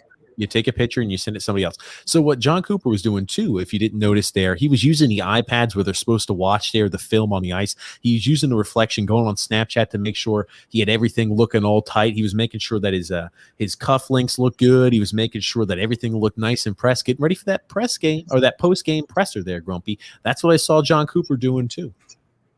Hey, he does look good at those post-game pressers. Josh H there saying Anthony Beauvillier needs to get a goal too. He can't find the net lately. One thing we learned about this postseason and last postseason, Anthony Beauvillier is somebody we need to sign back. Yes, for certain. We need to sign back Beauvillier. Even though he could be streaky, we need to sign back. What a film saying, cheers, guys. Trotz would smoke him. Smoking Joe. Smoking Barry Trotz. Battling Barry Trotz. And the Wicked 50 Cow said, am I the only one that thought Pulak and Pelech probably had their worst combined game in some time tonight? No, you're not the only one. They didn't have a great game tonight, but hell, they weren't the only ones who had a bad game. That's for certain. Nope. Daniel go ahead. I'm sorry. Go Go ahead, Greg. No, I don't think that's the only reason they had a bad game. I thought Tampa's play also had something to do with that. Rusty Spooner said the refs, can we have Butch call our games? WTF Islanders. Ooh. I don't actually dislike getting a little bit of a break from Butch. I love him, but I don't dislike having a little bit of it. Butch. When you hear Butch over and over again, it kind of feels nice to get other points of view, even though they might be stupid and retarded. It is always nice to hear other fresh takes. I would have enjoyed having Butch do color commentary in this game today, because when we play really poorly, he's really insightful. He really is. When things are going well, not so much, but when things are going poorly, he's really good at picking out things that we need to improve on, without a doubt. Love you, Butch. There it is. Good there. A good point there, Grump. Daniel D there said, and we were so effing weak on the puck. So weak on the puck. Yeah, we had quite a few turnovers there on the puck. Yeah. Yeah. We're not forceful enough. We all played like we thought we were all Josh Bailey today. Weak on the puck. Moving right along there. Sal P there saying, I love Pelech's game, but he gave those 2 goals up with his clearing attempts around the board. Yep. Yeah. He didn't have a great game today. It wasn't a good game for him. No, not at all. What a film's also saying, imagine Trotz and Cooper ripping off their face mask and giving shit. Oh, goodness gracious. Helen Yeller saying, why didn't we challenge it? You can't challenge the penalty there. You can't challenge the penalty, unfortunately. And Josh H saying TJ can't get a word in. Yeah, that was when Grump was on his monologue for certain. I could not. I knew just to roll with it. Rusty Spooner also said 6 players on the ice right before the cup. WTF? I'm pissed too, Grumpy. Yeah. I've actually calmed down a little bit more. That's why I don't like doing games. I don't like doing things post game because I'm just really angry. Really angry. Mark S. also saying there, I'm equally as pissed with too many men on the ice, which directly led to a goal. Again, not the reason we lost, but nothing to be excited about. Tom White also said, Grump, you can't be blaming the refs all the time. Yes, they screwed up with the too many men on the ice, but they also screwed up on Pelly's hit and point into Varlamov. Yeah, Grump didn't think Trump didn't think either of those were penalties. No, they weren't. But the problem with too many men on the ice is it's not an interpretation. That's not an interpretation. That's an automatic penalty. It's like you don't have to make an interpretation. I thought, and I told TJ, because TJ initially thought that Point should have not run Varlamov. I said he got shoved. I said that should not have been a penalty on Point. Here's my thing, right? I think whether Braden Point was shoved or not, I still think he somewhat inadvertently or maybe grazes Varlamov in some capacity.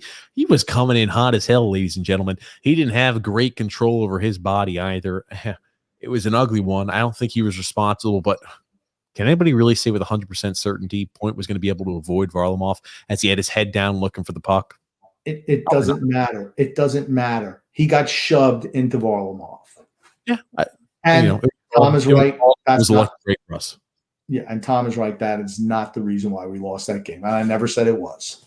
Mr. Binkleberry said, Grumpy won't let TJ talk. He's so mad. Yeah, Grumpy was mad. That's for certain. And moving right along there, Brian P. said, we have to give Pellick a break. He's allowed a bad game. Yeah. I mean, it happens. It happens. And D-Cut said, guys, you're not talking about the most important thing that happened tonight. Pajot got hurt, didn't play the last 13 minutes, looked like a groin injury. Better hope he can go on Thursday. Again, Trout said he's ready to go. Who knows how much of that is just coach talk? And, every single year in the playoffs, you always see a litany of players who come out after their team is eliminated, after the Stanley Cup, that are injured. You wonder how bad and how severe the Pajot injury actually is, if he's going to look like a shell of himself or if he's going to look like he hasn't skipped a beat. I'm going to say he's probably a little more banged up than he's fine to play. I'm going to say he's a little bit more banged up than they're leading him on to believe. I really do believe that. And we did mention earlier in the podcast that he's probably the second most important player on the team of the forward. Brian P.L. said Grump is rolling tonight. Laughing faces. What if film said TJ or Grumpy? TJ's half naked. What the hell is going on? Okay, I want to tell you something, Wooda. I want to tell you something right now. Before we started doing the YouTube and the TJ never ever wore a shirt ever. He was always just bare chested all the time. And I used to pick on him all the time. Matter of fact, I used to have a poll like, how many times would TJ wear a shirt? And it was like 0, 0 to 1. We always won. He never wore a shirt ever. 0 to 1? Yeah. I took the under of that. Oh, goodness. Mike L. They're saying, why is Letty on the power play if he doesn't shoot the puck? I don't get it. Well, they're there to facilitate the pass. I mean, like, on our power play, we don't have a lot of guys who actually shoot or pull the trigger all that much. Letty very rarely shoots. When he does, I mean, usually they have pretty good accuracy. I feel the frustration. We got to shoot more on the power play. I'm sure they're also reciprocating that to players. That's something we need to do more. If they don't have to worry about a shot from the point, doesn't it make it easier to defend the power play? And when you don't have to worry about a shot from one of the walls where Josh Bailey plays and they just pass it back and forth, what does it say? It makes it so easy to defend because neither one of them shoot the puck. And Matt Barzal gets like that sometimes too, but at least he's a creator. He creates opportunities. I mean, the 4-on-3 was a disgrace today. We had a 4-on-3 for like a minute and 30 some seconds, and I don't think we had one shot. We had one shot, I think, on that. One shot. I mean, Shoot the puck. A 4-on-3 one shot. Tom White there said Nelson, Bailey, Palmieri, Bavillier were mostly invisible tonight. Barzal had jump. Eberle was hit and miss. The fourth line disappeared after the first. I will disagree on Brock Nelson. I thought the goal was nice. I also thought he made a few good plays diving and selling out there in the defensive zone trying to clear pucks. I thought Brock Nelson I thought he had a good night tonight. I didn't. I thought he was mostly invisible also. He did have the goal. But other than that, he's been invisible. Even though he scored goals in these playoffs, I don't think he's been that great. He's been on the ice for a lot of goals against. Moving right along there. Will S. There's Mike L. They're also saying Wally time. Zajak's age show tonight. Will S. said, "Hey TJ, make sure you release the right podcast at this time." I forgot to tell you. I didn't tell you, Grumpy. I accidentally released the one that we had recorded 2 podcasts ago after we advanced past the Boston Bruins on Monday. I released the wrong podcast. It was a late night. I released the wrong podcast and I was getting a whole bunch of messages like crap. Of course, I couldn't fix it until I got home from work, but I messed up, Grump. I feel like you would get a kick out of that. So you're hurting our numbers with your incompetence. Is that what you're saying? That's it. That's it, Grumpy. Rusty S. They're saying, I'm cool with losing, but this was BS. Clocks and players. Who's Tampa paying? This is a blatant bias. Let's go Sorokin, Wallstrom, Ross, and Barzy. We didn't lose because of bad calls. I don't think they were paying anybody off. I will tell you one thing. If I'm the league, though, I would be more enthralled about having Tampa Bay play in the Stanley Cup Finals than the Islanders.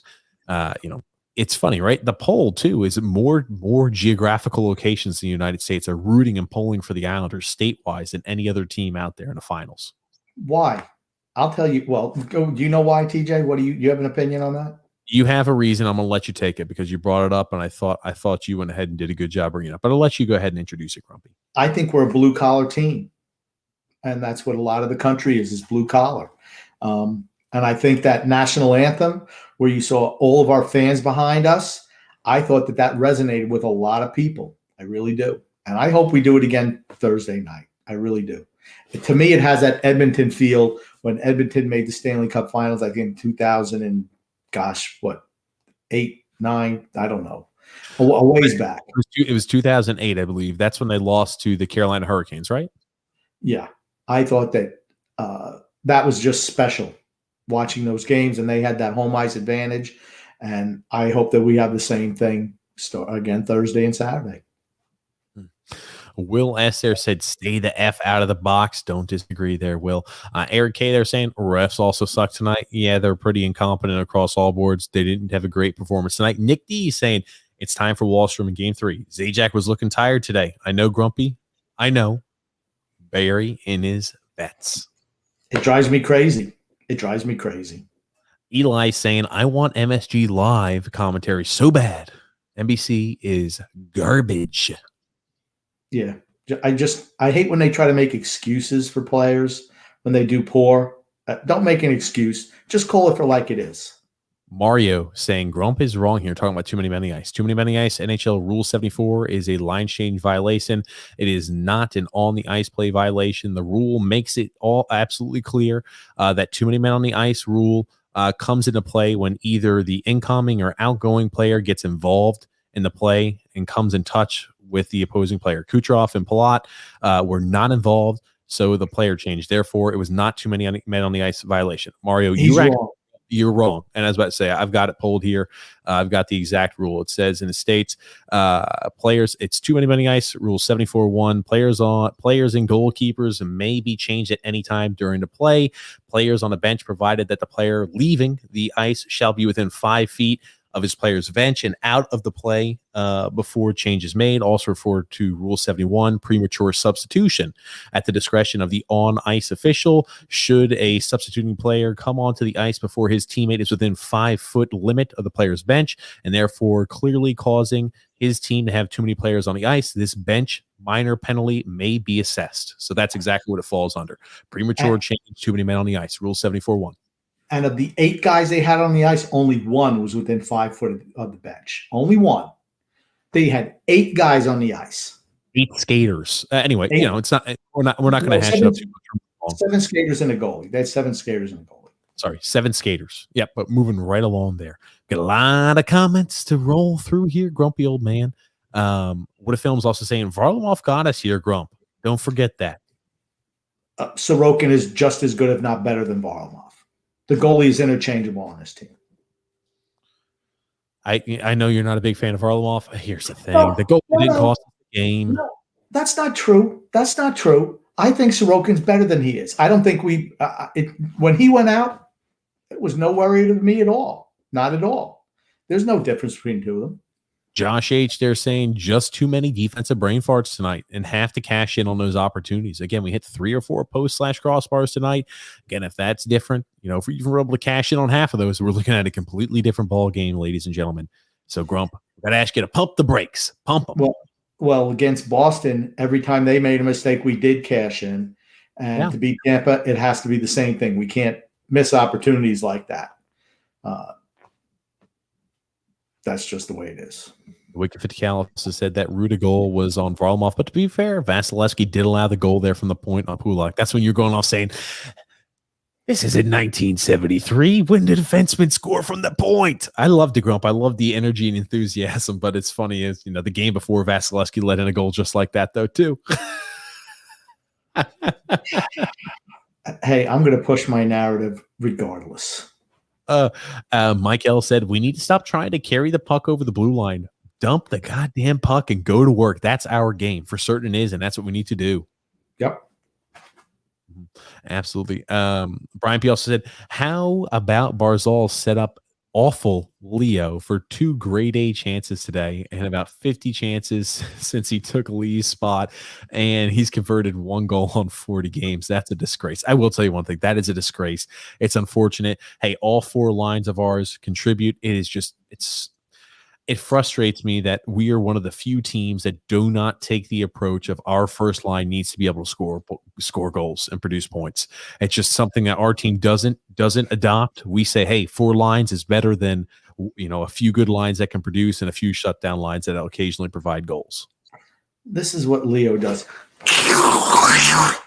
He sucks. That's what he does. Oh my goodness. Dirk C there from Germany saying, hey, it's all good. We can't win every game. Still on track with my prediction. I'll tell you, Grump, I'm still feeling confident. Hey, 1-1 series tie headed back to the Coliseum. If we're doing this here, Thursday evening after a loss and we look, pedestrian at best and they look dominant and they beat us in a multi-goal effort, I might be singing a little bit of a different tune. I'm greedy. I wanted to win tonight. And I thought if we didn't let them out physical us early, I thought we could have won this game, but we did. And I don't like to waste an opportunity like that. And it felt like we did. That's all. I had a big smile on my face. I didn't mean to go ahead and disturb your momentum there, Grump. Tom White might have won one of the comment of the podcast / live stream. Tom White saying, grumpy old man is a Jekyll and Hyde of the podcast. One day blowing sunshine, the next day blowing fire. I love it. It's the truth. Hey, when we're winning, I'm mostly happy. Could be a little bit unhappy. When we're losing, man, I am Mr. Hyde, without a doubt. But in real life, and TJ will tell you, in real life, I'm just happy all the time. But the Islanders have this effect on me. What can I tell you? Here's the thing. Is Jekyll and Hyde, that used to be a TV show, right? Or he was a cartoon character? No. That was Heckle and Jekyll. Jekyll and Hyde. No, Jekyll and Hyde. It was Dr. Jekyll and Mr. Hyde. Oh my God. I know what the phrase means, but I've never seen the show. Dr. Jekyll in England back in the 1800s. It was just a story where he was a doctor who created a serum. And when he drank the serum, it turned him into the evil Mr. Hyde who would go out and cause mayhem. And he'd come back, he wouldn't remember what happened. There's even maybe a Bugs Bunny cartoon where the same thing happened too. Same type of thing. I thought Spider-Man has one of those. I thought he was a Spider-Man villain. No. Stop embarrassing yourself and just go on to the next comment. I thought he was a Spider-Man villain. I will tell you what, anyone who listens to the TJ and the Grumpy Old Man podcast tomorrow, I guarantee you I'm bringing up Jekyll and Hyde tomorrow. I better do some freaking homework. I don't know if I'll have a chance to watch some Jekyll and Hyde show. I don't even know what show it is. I'm going to have to find It's not a show. It's not a show. Okay. Fair enough. I'll have to do some research there, Grumpy Old Man. Mike L also said Ruta's goal of Varlamov, he was double screened there by Nelson and Bailey. I have to defend him here. I say Varlamov was not the culprit. I agree. He was not the culprit on that one. Put it this way. When's the last time you've seen Bailey lay his body out there for a block? Holy shit. Mike L is freaking spitting facts. When's the last time we've seen Josh Bailey go sliding down in the same capacity that a Leo Komarov does, or the fact that like a Brock Nelson does to block a shot, or like a Nick Leddy or anybody like that on the ice? When's the last time we've seen, Josh Bailey do that? I can't remember. What was the thing? When was the last time we saw Josh Bailey go down? Is that what the thing was? When's the last time we've seen Josh Bailey sell out for something like that? Okay. I thought he said go down. I'm not even going to comment on that. You can insert whatever dirty joke you want to there. So I'll let it go. I'll let it go. Goodness gracious.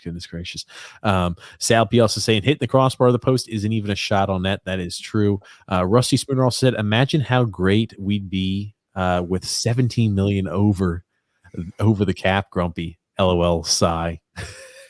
Moving right along, Darren Z there saying some of Bailey's decisions were mind-boggling. He's afraid to shoot the puck. I just can't wait for the expansion draft because I want to see him get plucked. Adrian there saying, hey TJ and the Grumpy Old Man, Grumpy. Hey Adrian, we didn't do it. Hey Adrian, we didn't do it. Oh man, I'm sorry, I can't bring any more emotion than that. Yo, Adrian, we didn't do it. Oh goodness. I already showed that one. Alexander said TJ looks ready to take the ice. No, I'm not ready to take the ice. Absolutely not. TJ's actually he's a big guy too, so I mean, I'm big, and like when I see other guys out there, I'm like, okay, I'm taller than this guy, I'm taller than that guy. I'd be in the realms of I'd be in the height range of Ross Johnson, I think. You'd be in the goon category. Hell yeah, I wouldn't be able to skate. I wouldn't be as talented. I couldn't do anything on the ice. I would be in the nobody category. I'd be in the beer league category. We could call you Leo Komarov. You can call me Leo Komarov because I'd be fighting on the beer leagues. That would be about it. That's all I could bring. I think you said you didn't have any talent, and I said you could be Leo Komarov. I heard you trying to make a stab there at our boy Leo Komarov, our amazing first line winger. Just ask Arthur Staple, baby. He's coming to form. Nick D there saying the Islanders are going to come out flying on Thursday. I agree. Nick, we better. We better. Yeah, we better. Owen J said Josh Bailey is a big key. He's a great playmaker, and he'll show up in game 3, 4, and 5, and 6. Let's go, Islanders. Hold on. There's not going to be 6, Owen. There's only going to be 5 games. The Islanders are winning these next two of the Coliseum, and hey, maybe they're going to go ahead and close that Tampa the next game. Owen is about as tried and true an Islander diehard as you're ever going to talk to. So I'm not going to rip Owen, even though he has his take on Josh Bailey, because I love Owen because he bleeds orange and blue. Oh, goodness gracious. Yeah, I told you. I think Josh Bailey's had a good playoffs this year. I thought last year he was good in the playoffs too. He plays well in the playoffs. Come on. And he did say that Josh Bailey is a big key. Yeah, he's like the key to my liquor cabinet. When I watch him play, I have to start drinking heavily. Oh, goodness. Darren Z also said Ross, the boss, needs some action. Get him out there. D-Cunt there said Kenny Albert is awful. Foreskin is much better, in my opinion. Who's Foreskin? I like John Forsland. I do like him. I saw Foreskin. I was like, okay. Hunter H there said, TJ, you shaved. That's why they lost tonight. Your wife probably told you to shave, didn't she? No, I shaved. I just wanted to clean it up. I probably shouldn't have, but I I did. I'm sorry, Islander fans. I, just like Kyle Palmieri, I'm like Samson. The longer the beard grows, the more talented the Islanders are. So I want to make sure to stay up 24/7 to grow these hair follicles on my face extra long. So by Thursday's game, the Islanders are ready to go, ladies and gentlemen. I'm going to make that commitment to you guys. Moving right along. Coach Tommy B said Martin needs to lay out Gord, that dirty POS. That's what we needed to do. We needed to, especially when the game was out of hand. You need to start going after some of their players. Just, you know what? We're sending you a message for the next game. If it's a game where, well, a lot of our guys are not afraid to mix it up. That's not the case with Tampa. They have some guys who are not afraid to mix it up. I think we have more of them. And that's what we need to do. That's how we have to beat them. We're not going to outskill them. We have to outwork them, and we have to make it miserable for them. I didn't think we did that tonight. For everybody who made it to this point in the podcast, you've noticed that Grumpy has calmed down a little bit. He's a little more docile. So thank you if you're able to overcome the hot-blooded temper and the hot under-the-collar grumpy old man to start today's pod. This is more what to expect. Grumpy, I think, has come to terms that, hey, we still got 2 games at home. The next 2 games are at home, baby. Drifting from head to tippy toe. Don't try to push my buttons again. It's 2 hours post-game, whatever is 2.5 hours. Kind of relax a little bit. That's why I don't like doing post games. I always told you that because I can get angry sometimes. I don't like doing post games. Hey, you should probably put a warning. You should probably put a warning before the podcast. Warning. The Islanders have lost tonight's game, so be ready. Grumpy old man is going to be like a nuclear reactor. You ever heard of Chernobyl? It's going to happen. And every listening is going to be that city of Pripyat going to be burned to the ground with nuclear radiation. I absolutely think you should do that. If the Islanders lose, there could be a nuclear reaction going on in this podcast. Warning, whoop, something like that. Maybe I could. Shit, I'm the human cliffhanger. I'm not going to promise I'm going to get something done like that. Oh God. Okay. Maybe I can get that done.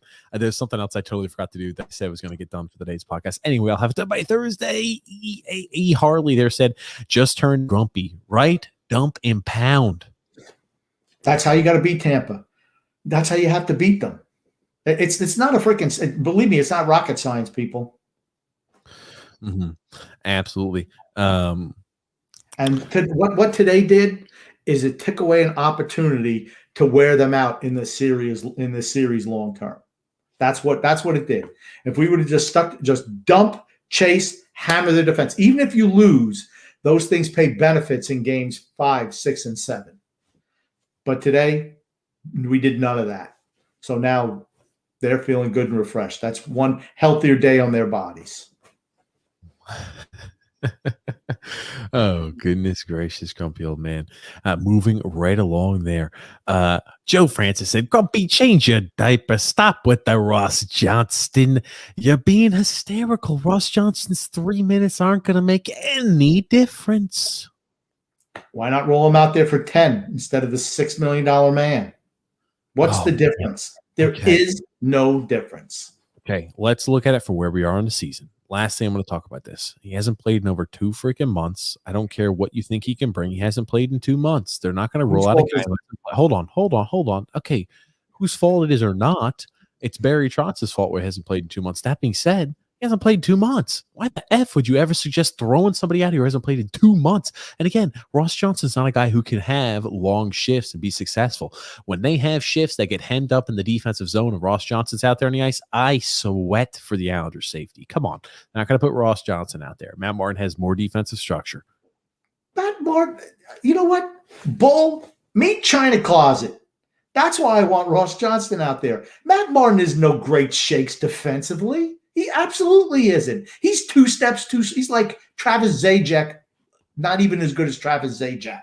You ripping him tonight?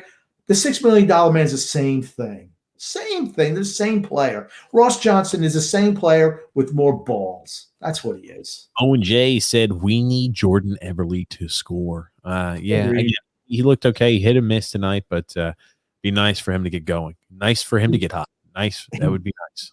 He did play with a little bit more urgency tonight, but he's been pretty disappointing in the playoffs as well. Sal P said, we back off in our own defensive zone. We give their point men huge cushions, and that's why sometimes they look like they're on the power play, even though it isn't. And hey, you look at the majority of the zone entries, we put no pressure on the blue line. There's a reason why the Islanders, if they want to successfully enter the zone against Tampa, they have to dump and chase because they have everybody towards the line. In our scenario, we lay everybody off, let them walk into the zone, and we allow those huge cushions. And again, we hopefully can go ahead and force shots there on the periphery or shots from long distance, and our goalies make saves. When they don't, and things get muddled, they catch us in transition. That's when we're in trouble. It's strategic why we play like that, because we can't keep up with them. They're too fast for us to man mark them. Our forwards can't keep up with them, and man, can they pass the puck. I mean, they're good. I mean, it's not to disparage our guys, but we have to give them credit too, right? I mean, they're good. Brett W. Who do we need to talk to get Wallstrom in and Wallstrom in and then Zajac out? Can I speak to a manager, please? Yeah. It was actually, I was going to use something else. But Rusty Spooner said Ross Johnson is Dougie Glatt. Matt Martin is Ross the Boss Ray, 100%. That is a Goon reference, Grumpy. I don't think you've ever seen that movie. We have a special team that can definitely get cups. One more than one. Ooh, no comment. I don't want to harsh your buzz. Coach Tommy B is saying the idiots with the stupid Bailey hate are out tonight. Grump, that's to you, buddy. That's to you, Grumpy. Here's the thing. Tommy Bappy loves Josh Bailey because he loves mediocrity. I like excellence. That's where we're different. Oh, goodness, Grumpy, old man. Mixing it up, Grumpy. Oh, goodness gracious. Darren Z said Wallstrom is a bigger body, stronger on his skates, and an offensive threat. Yeah, you're not going to see me disagree with that. That Jay there says, good morning, guys, from Germany. Hope Tampa becomes warm. Hope Tampa has a warm welcome in the barn. I hope so, too. I think the fans are going to come out full throat on Thursday. Absolutely. And that's the biggest thing there, right? Moving right along there. Brian P. They're saying Brock Nelson is a clutch performer. I don't know if he's being sarcastic or not. No, he is. I think he's a good clutch performer. I don't. I absolutely don't. Oh. No. Fair enough. There, he's been freaking invisible. For a guy who's got 7 goals in the playoffs, he's been invisible out there. Just invisible. Yeah. Defensively, his play is way down from last year. Way down. And like I said, all right, is he a little bit better than he used to be at scoring timely goals? Yeah. I mean, he'd never score a goal unless we were, down 6-2 and he might get a late goal or score a couple empty netters and we're up by 5. I mean, that's the Brock Nelson I know and love. Brian P. was going, Yo, Adrian. I love it. Moving right along there. Alexander there says, I swear, Eddie Olchuk is a freaking clown talking out his ass on that missed too many men call on the ice. Yeah, what did they say? Well, it didn't matter. Well, what do you mean it didn't matter? Is that part of the is that what it says in the rule book? Doesn't matter? I don't know. Too many men on the ice. Oh, if they weren't, it's just stupid. What a film said, hey, Grumpy, remember the Warriors movie? I remember that movie. TJ is a warrior. Oh, man, don't put me in that category. Well, here's the thing. If you just wore the vest, yes, if you just wore the vest and they never wore shirts, those guys must have really, because it looked like that movie was shot in New York in the middle of the summer. Those guys are reeking after going through all of those battles that they did to get back to Coney Island. That was a really underrated movie. It was fun.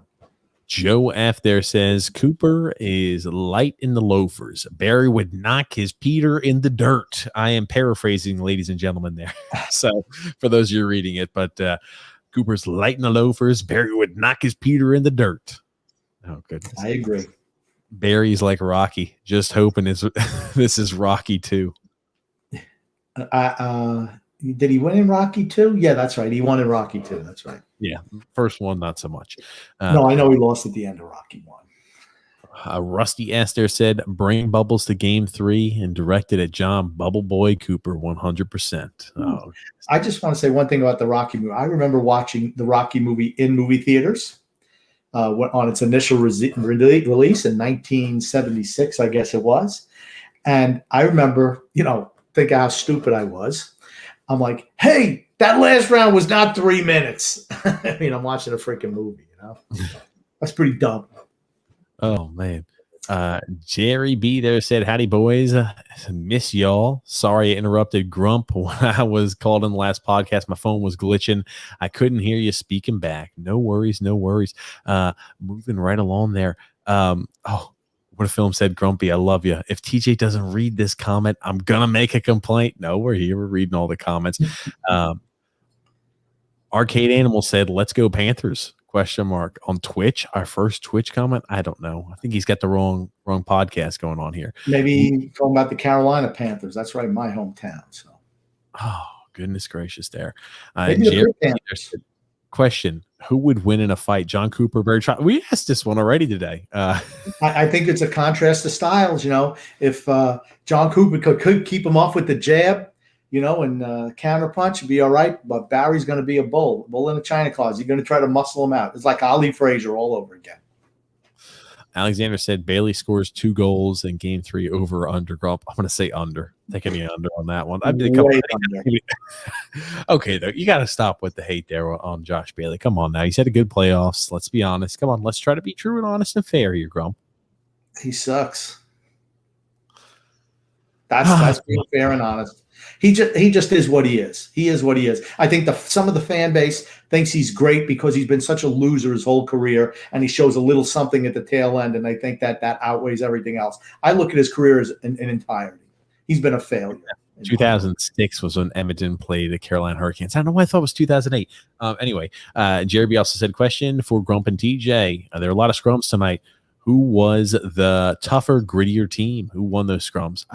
It was kind of back and forth. If I had to pick like an overall winner, I'd say maybe the Islanders slightly. Today was Tampa. Tampa won the scrums. Tampa won all the loose pucks today. They deserve to win. If we don't beat them in the scrums and going after the loose pucks, we're not beating them. That's where we have to dominate. And we did in the first game. We did. Barry and the Vets. Oh shit! Here we go, ladies and gentlemen. That's another shirt idea. Barry and the Vets. Okay, I like it, Grump. I can roll with that. I can make a shirt on the ever growing list of items I need to do. Barry and the Vets are another one. That is actually pretty good. I like it. But Joe, if you're expecting TJ to actually get that shirt done, I'm sorry. It's not happening. I'm working on it. Hey, I'll be honest with you guys. Once the offseason hits, I'm going to sit down and say, hey, because, all season long, we're probably just going to do 1 podcast a week. Oh, I know, ladies and gentlemen, not 2, not every single night like we're doing almost here, but just 1 podcast a week. And that's where I got up some shirts to pump out. I've been keeping a log of all the good shirt ideas. And I'm telling you, we're going to release some fire shirts here this off season. I know I've been pushing off and off. Anyway, that being said, I see there said Sorokin needs to start, in my opinion. Okay, I don't think Varlamov is why we lost today either. I don't think he's particularly strong tonight in goal. I thought for certain after he got knocked out, they would have let Sorokin play the rest of the game. Barry didn't see it that way. I don't know why he didn't. It is what it is. But he's not going to start Sorokin. It's going to be Varlamov the rest of the way. The way you talk, you get everybody all pumped up about Sorokin, Grumpy. You're like, Sorokin should start. Sorokin should start, but he's not going to start him. He's not old enough. Guys, I'd be fighting him a lot more, but around 2 hours, and it's freaking 1 o'clock Eastern Standard Time. So I gotta apologize. I'm not gonna fight too much. Really quick one. Jerry B there said, who would win in a thumb wrestling match there, Sorokin or Varlamov? I think Sorokin would win that. I don't know how you've come to that conclusion, but you have. Because he's younger, his thumbs are more flexible. and more agile. Tommy B there said drive for 5 tailgate on Saturdays for Saturday's game. Wood Films also saying there, talking about me, Grumpy, he's a big linebacker married to a future doctor. I'd rip my shirt off too. Thank you there, Wood Films. I appreciate the support. Yeah, I could. Oh yeah, go ahead, flash it up again. Why don't you flash it up 3 or 4 times? Why don't you put it in neon lights because it makes you look good? Good job, DJ. Oh goodness gracious. Oh man. Moving right along there. Dr. Jekyll and Mr. Hyde are the same person, similar to the Hulk, TJ. Okay, I'm gonna have to do some research on that. I'm gonna make sure that that I come prepared to tomorrow's TJ and the Grumpy Old Man show. Michael B there said TJ shaves his beard, ushering in a disjointed Islanders game 2 in Tampa. My wife asked me if they needed an in-game practice or was slow blind drop passing part of their attack in the offensive zone. I'm not going to disparage Michael's wife. I'm not. And I don't know how much of the game she watches. If she watches all the games, I don't know. But I will say my wife, who does not watch many games, she says things like that all the time too. Where it's like, why are they – is that what they're supposed to do? You know, and when you have somebody – and I'm not saying – I'm not using Michael's wife as an example, but my wife, the warden, she's like, I know you're not supposed to do that. Why are they doing that? And when somebody who's a real freaking novice to the sport can see it, why can't, the vaunted King Barry see it? I'm just confused. Oh, goodness gracious, Grumpy Old Man. Oh, man. Why don't we try another pass from 2 foot outside the blue line to 2 foot inside the blue line with everybody stacked up on the line and have everybody right up there? Why don't we do that again, Barry? That's worked great for us so far this series. Goodness gracious. Goodness. And chase. Dump and chase. Dump and chase. I don't want to see any passes. Dump it into the corner. Run their defense. Punish them for going to retrieve the puck.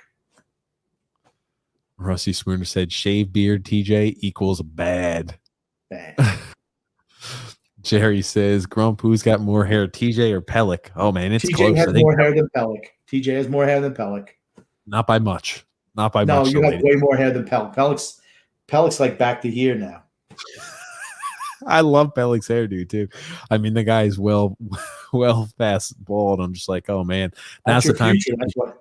That's your future. That's why you love it so much. I love it. I'm getting ready. I see myself in the mirror. I say, "Ooh, Adam Pellick, I'm going to look like that in a little bit of time." Jerry B also saying there, TJ, who in a fight, you guys or eyes on aisles? Eyes on aisles. I don't think I don't know if Grumpy could hold up. I feel like I'd be okay. I'll fare my own. I'm not sure about Grumpy though. I'd use a freaking baseball bat.